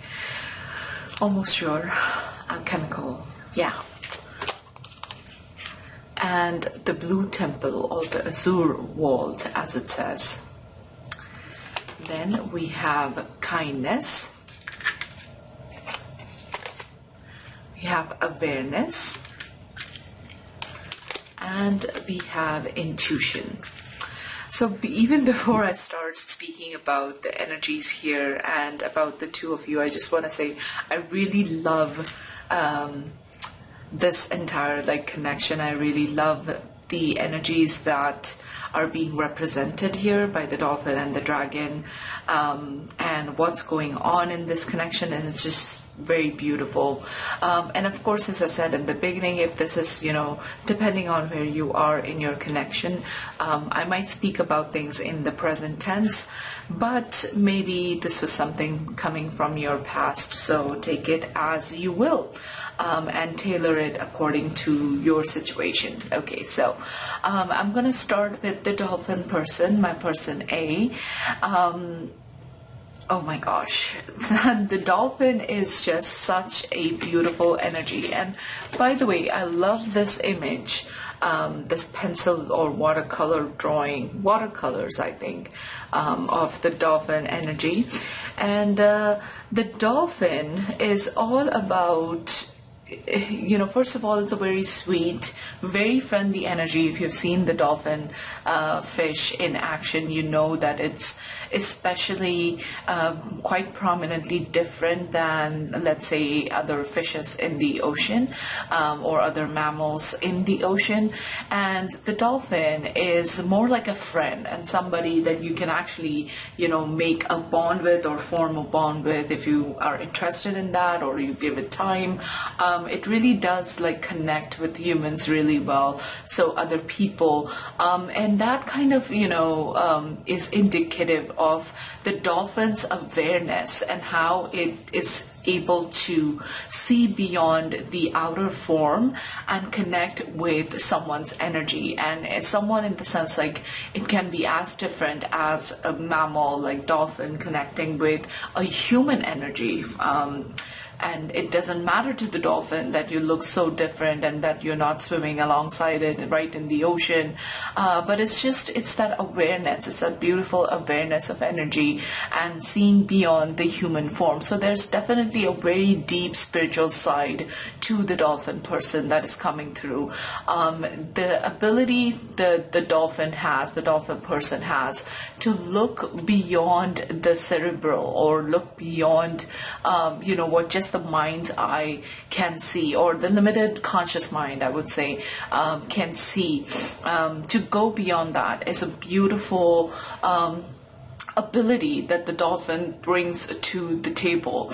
Other thing that can be relevant, if the dolphin person is sounding like you, or your person you might know, that either you or they are very interested, dolphins are very interested in the subtle arts of the healing arts, or the subtle healing arts is what I'm trying to say, sorry.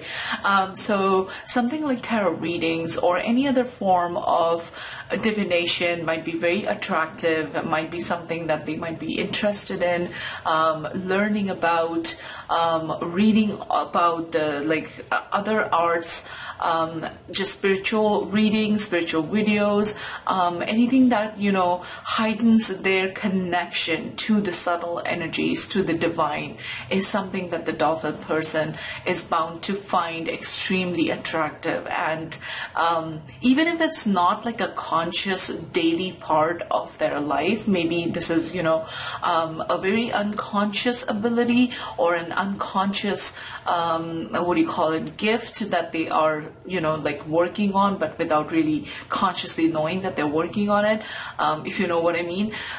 It could be just like that subtle but very prominent at the same time kind of pull that they have towards, like, let's say, people who are in healing arts or who talk about these things, and that is how they find their sense of connection and their resonance with those things. So it could be like they themselves are deeply into a practice with the healing arts or the spiritual arts, or maybe they find their connection this way by connecting with other people who are into all of that.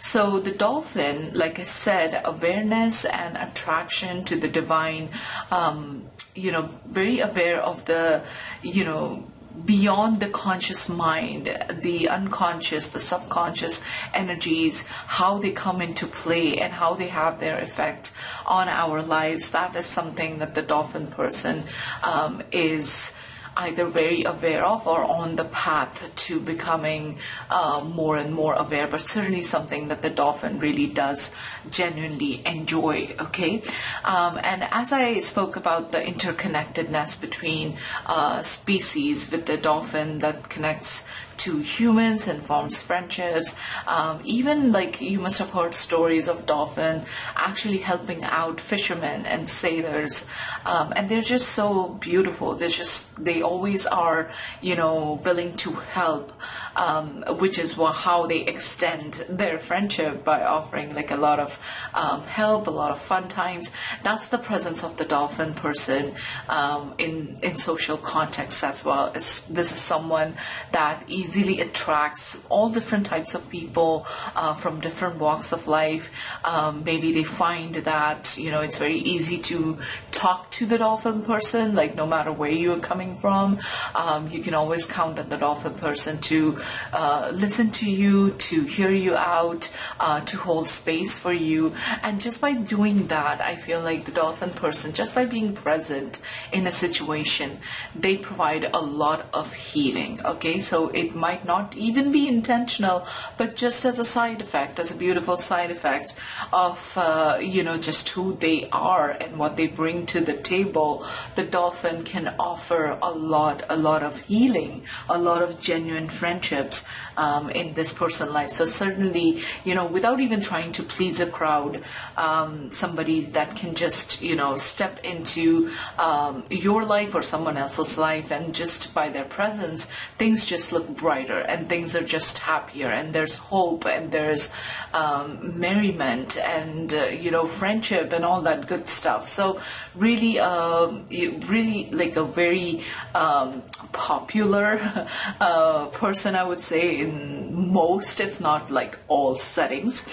Now, with the dragon person, I would say that in terms of, by the way, when I look at the dolphin and the dragon, I immediately see a connection to this Kundalini card, because both these energies are very much on a higher plane of existence, both of their consciousnesses, without knowing, or maybe with like full knowing, and actually like having achieved that higher state of consciousness. Maybe both of you have really worked on it and really attained that, but even if not, it's just naturally so in this lifetime when you have connected. So the dragon person, again, is someone, think about someone who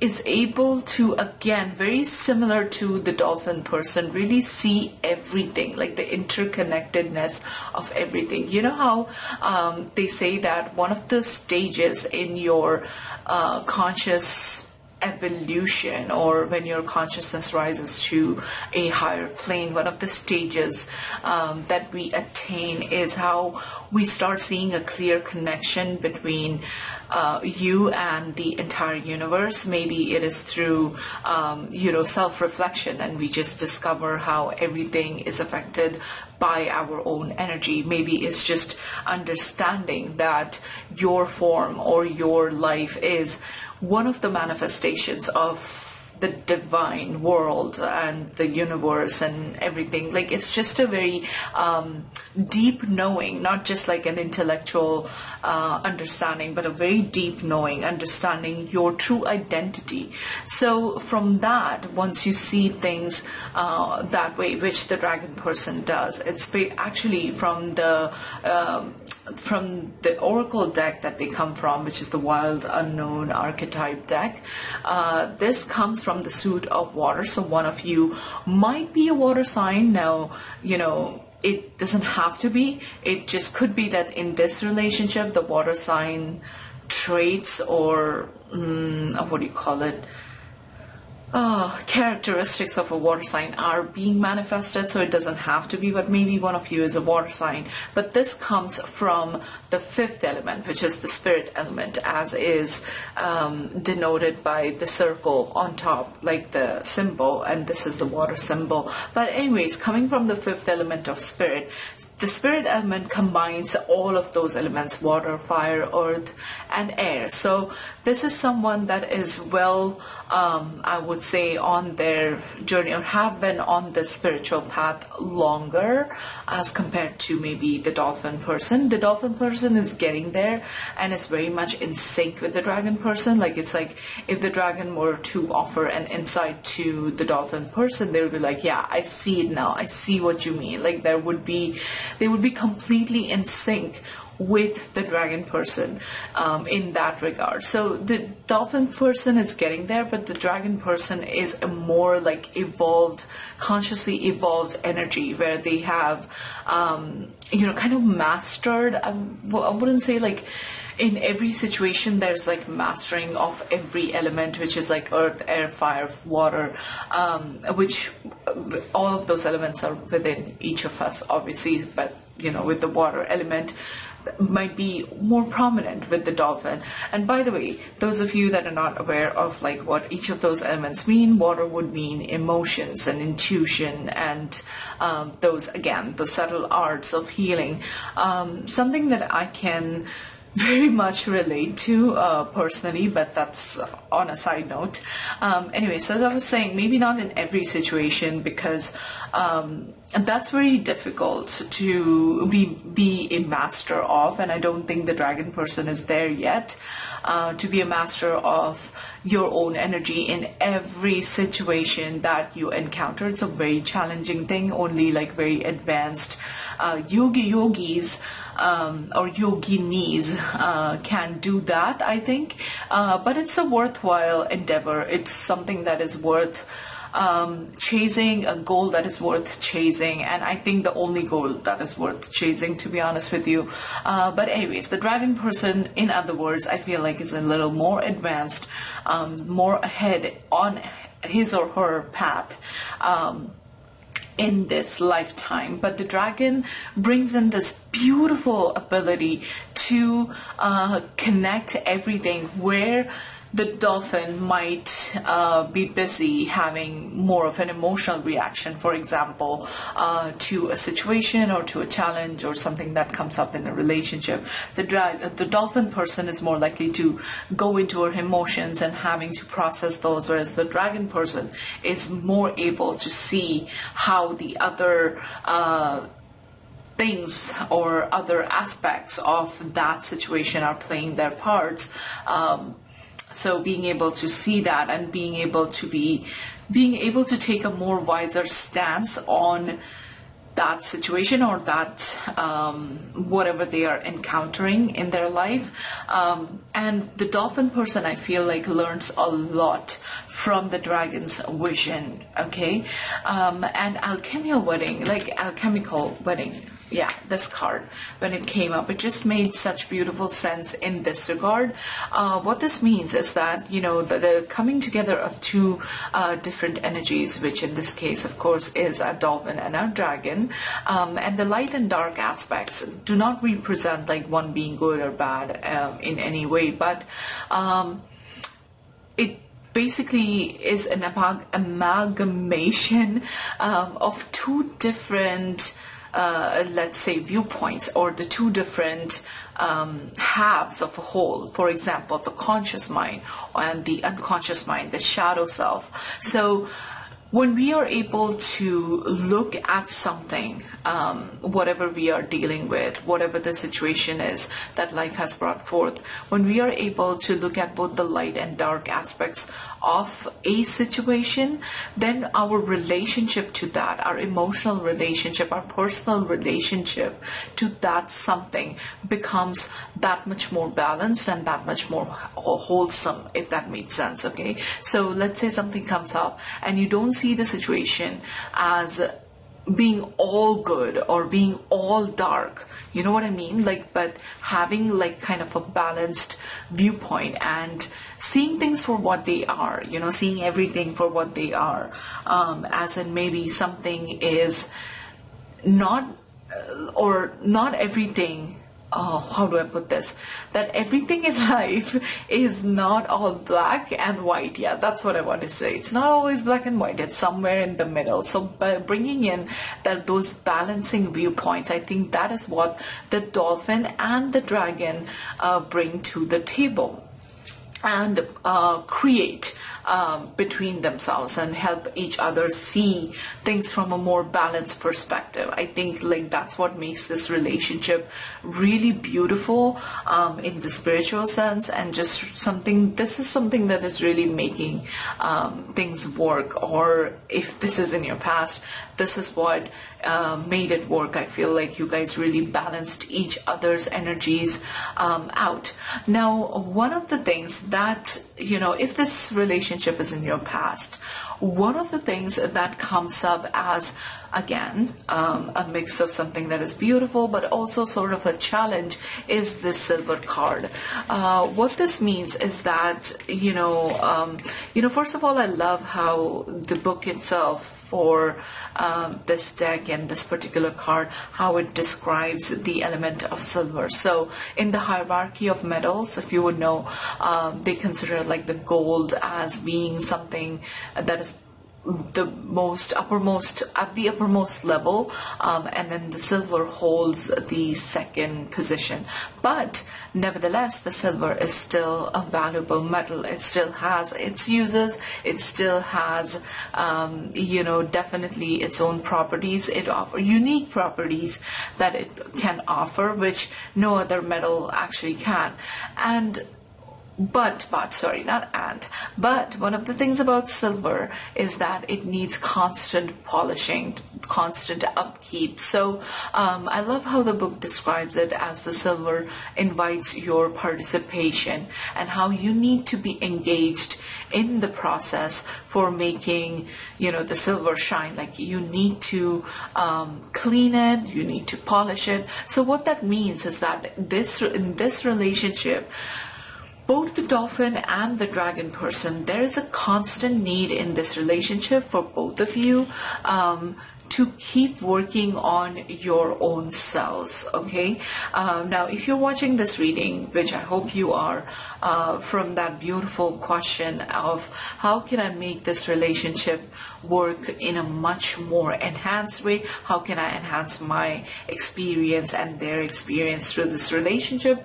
One of the things that you and your partner need to understand is that what would be very important, as I said, was to work on your own selves, constantly keep on polishing your own silver, if you will, because that is going to keep you aligned and on your toes and aligned with the divine, I mean. So constantly working on yourself, but also the silver energy is also individual as well as collective work that both these people need to put in on the relationship. So this is a relationship that does need some work on, and that is being reflected by the kindness card, because the energy of kindness, being kind to someone, being able to work with your compassionate side and being able to empathize with someone definitely does mean that there are certain things, certain maybe traits about your person, certain things about their life, their own challenges, both for the dolphin and the dragon person, that need to be looked at with kindness and acceptance and forgiveness, maybe, continual forgiveness in this relationship I'm getting is also a part of this connection. And I think it's a beautiful practice that both the dolphin and the dragon person are mutually teaching each other through this connection, that you need to be kind to each other, more understanding, and in being kind to someone and in working on understanding somebody else more than you normally would have, like making an actual effort to understand, like, let's say, where this person is coming from. That really enhances your own awareness about situations, about people, about human psychology, divinity, and whatnot. So just it works on increasing your individual awareness as well. So I feel that is what is the challenge, I think, if you will, of this connection, of this relationship, to continually keep on working on each other. So if this connection is from your past, I feel like one of you, at the time like the connection ended, one of you needed to go on their own journey, on their own path, to really work on themselves, to be able to bring in this quality of kindness, empathizing with someone else. And maybe one of you, either the dolphin person or the dragon person, needed to learn more lessons more towards that. Okay. Other thing that this relationship is really enhancing, I feel like, and developing between the two of you and within the two of you, is your intuition. So the ability to even connect with our intuition, to hear the voice of intuition, and to be able to distinguish that voice from our own conscious mind, is in itself an art, and maybe something that you are very adept in right now. Maybe you've practiced that for a long time in your life, or maybe that's something that you're learning. But through this connection, I feel like working with your intuition and really learning how to trust it is something that you were being taught, or you were being shown how to practice the art of connecting with your intuition and working with it. And again, as represented by the blue temple, this relationship is all about becoming more aware, becoming just more spiritually aware of the subtle energies that are always in play when it comes to relationship. Like, it's something that is very hard to describe. That's why even I am finding it a little challenging to put it into words, but it's a very experiential thing. Like the blue temple, the azure temple, it's kind of like, it's a feeling that you just have to feel. Like, imagine yourself, in a room that is filled with blue light, and you're wearing a blue robe and you're meditating in that room. So it has to be like, an experiential thing. It's something that you would have to experience, how that would feel, what kind of emotions that would trigger, what kind of senses it would heighten. So there's heightening of different types of senses beyond maybe even your 5 senses that we depend on to function in this world and to survive in the world. But this is going beyond that and allowing all of that beautiful energy to come forth, and becoming more aware of it. Like I said, again, I go back to the card that you chose for your pal selection, and it certainly is this relationship.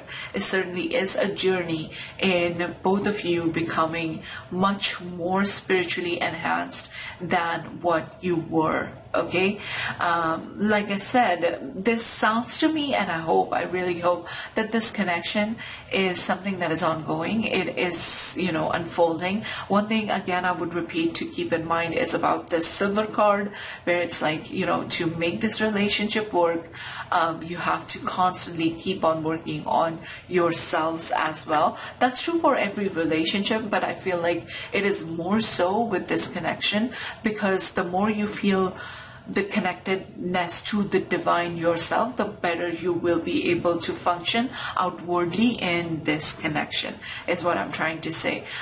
So yeah, like I was saying, it really feels, and I really hope that this is an ongoing relationship that you're watching this reading for. But if not, know that this is just a time of separation where you learned all that you needed to learn from this relationship, and now both of you have to be on your own journeys. But this is all about your consciousness rising, and right now, at least, I'm not getting a clear sense.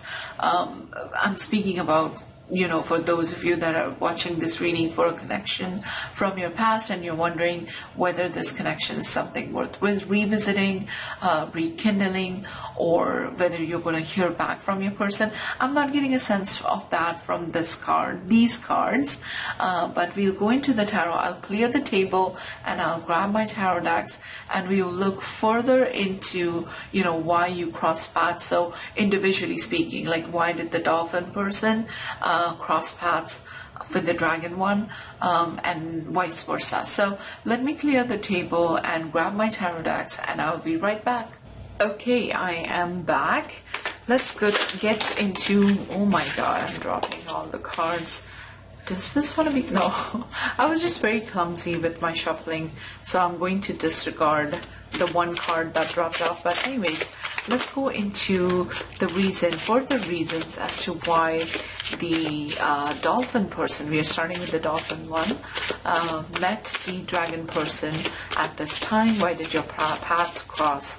And further look into those reasons. So why did the dolphin person meet the dragon person? Why did the dolphin person meet the dragon person? Starting with, we have 8 of Pentacles. Look at that. Makes so much sense. So I say that because 8 of Pentacles is all about self-directed energies, and especially with this rendition of the card, that there are so many butterflies, and this person is actually perfecting one of the butterflies' wings in its arms, and butterflies are a symbol of transformation, in case you didn't know that. And so working on yourself, working on your transformation, a self-focused energy, that makes complete sense with the discussion that we had in the first part of the reading. But anyways, so let's keep going. Why did the dolphin person meet? We have the moon energy. Okay. So the moon is all about our subconscious, things that are hidden, our shadow self, which is a very Jungian term if you're not heard, but that is something. Oh, look at that, the high priestess working with your intuition, your higher self. Beautiful. So anyways, coming back to the moon. So it's all about the unknown, the hidden, and again, the mysteries of not only the human psyche, but also of the universe.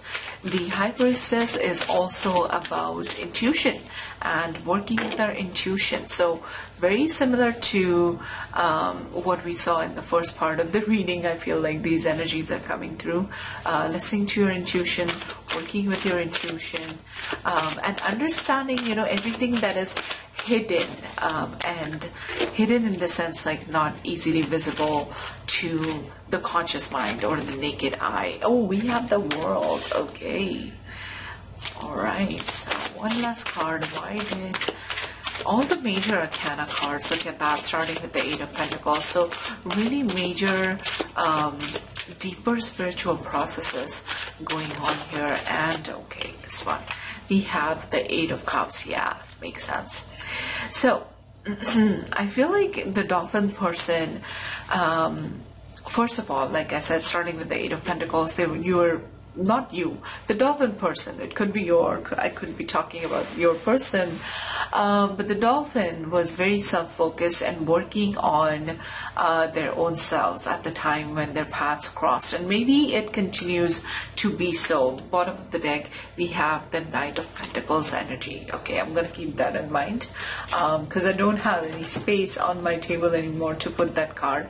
But anyways, so the Dolphin person crossed paths with the Dragon right around the time when they were really working on themselves, and what was rising is the Moon energy, the High Priestess, and the World. Okay, so the World along with the Eight of Cups, I feel like there was a lot of dissatisfaction, maybe in romantic relationships or maybe just in life in general for the Dolphin person, and they were in the process of closing out some kind of a cycle. The World is about, ending something but beginning something new. So it could be possible that the Dolphin person was walking away from a relationship. Okay, it's possible for some of you watching this reading, but this could also talk about, since this comes up, the World energy comes up in the spread, it could talk about just dissatisfaction in general with the World, and not feeling a sense of deeper like emotional connection to life as it were in the past, and so I think the Dolphin person, as was represented by the beautiful energies in the first part of the reading, was in the process of becoming more aware. It's kind of like with the tarot cards, they are somewhat very similar to the energies that we saw in the first part of this spread, with this added caveat. There was definitely some kind of emotional dissatisfaction that the Dolphin person was in the process of leaving behind and closing out a cycle. Closing out a cycle would mean something like,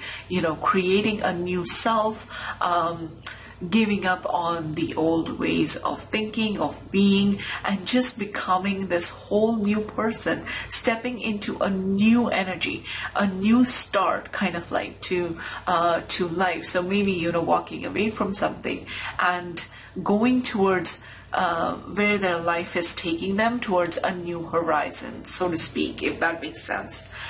So that is the time around which I feel like the Dolphin person met this Dragon person, and then this union took this journey to the next level. Okay, in all regards, in them becoming more sorry, in them becoming more aware of the subconscious, the hidden energies, of them becoming aware of their own higher self, their intuition, working with their intuition, being able to see the effects of that in their life, and also, as I said, closing out something like a previously dissatisfying relationship, maybe, or previously dissatisfying way of living their life and just not feeling connected. I feel like for some of you, this could be talking about relationships, leaving out something behind, because we have couples everywhere. There's a swan couple, there are two birds here, two butterflies, two dragonflies. So it could be, or just looking for their soulmate, I feel like, or looking for love in general and feeling connected to someone, because we have a ladybug that's just by itself.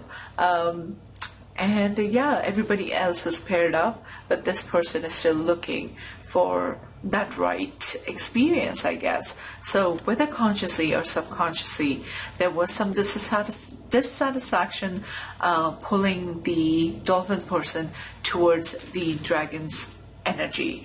Now let's look at the dragon person's energy and look into why the dragon crossed paths with the dolphin's energy. So why did the dragon cross paths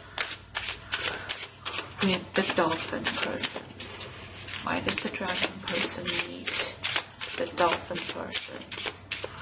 What are the deeper spiritual reasons?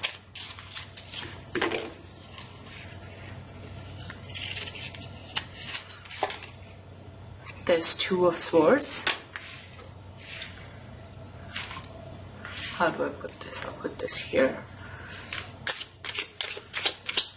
Why did the dragon person meet the dolphin person?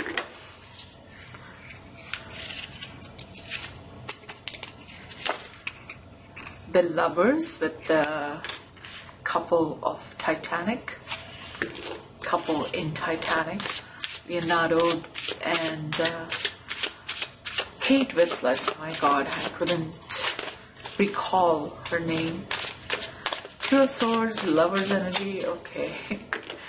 Again, Lover's energy would represent a very intense connection, a very, soulmate-y type of situation here. A love that really changes you. Then we have the Queen of Pentacles. Okay. Why did the dragon person meet the dolphin person?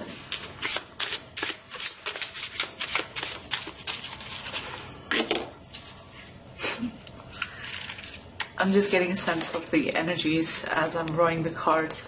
Then we have the Page of Swords. Okay. Which is why I'm giggling. I'll get to it in a second. Why did the dragon person draw one more card? Why did the dragon person meet the dolphin person?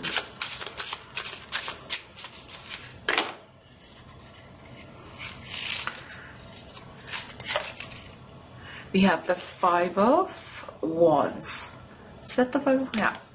Five of Wands. Okay, so I feel like the dragon person was not having a really good time around the time that they met the dolphin person. Bottom of the deck, we have the Two of Cups. Okay, I feel like, and the bottom of the deck energy for this one was the Knight of Pentacles, which I'll get to it in a second. So, like I said, I don't think that the dragon person was having a really good time or feeling like great when they cross paths with the dolphin person. But I feel like the dolphin person really brings a lot of stability to excuse me, sorry about that. Really brings a lot of stabilizing energy, stability to the dragon's energy. I mean, we have the Two of Swords, we have the Five of Wands here, we have the Page of Swords. So I feel like the dragon person, a combination of all these cards, is making me feel like the dragon person was feeling really lost in life, okay? Really confused, really unsure about what to do next, where to go. And it's almost like the Queen of Pentacles, which I feel like represents the dolphin's energy in the context of the dragon's life story and what was happening here.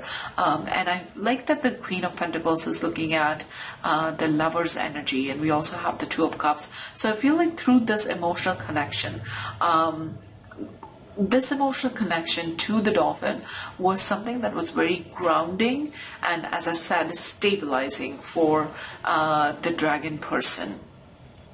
I feel like, as I said, with the Page of Swords, the Five of Wands, and the Two of Swords energy, there's a sense of just feeling lost. Like, I know that the dragon person really wanted a connection, were looking for a connection as well, but they were not clear of the type of person that they want to bring into their lives. Okay, they have no idea, no crystal clear vision of any sorts, but it's almost like by a sheer stroke of luck almost, I feel like, and something that the universe kind of made it happen for them in a way, but even for the dragon person, it might have felt like something that is so sudden. I'm getting, because I don't think that energy was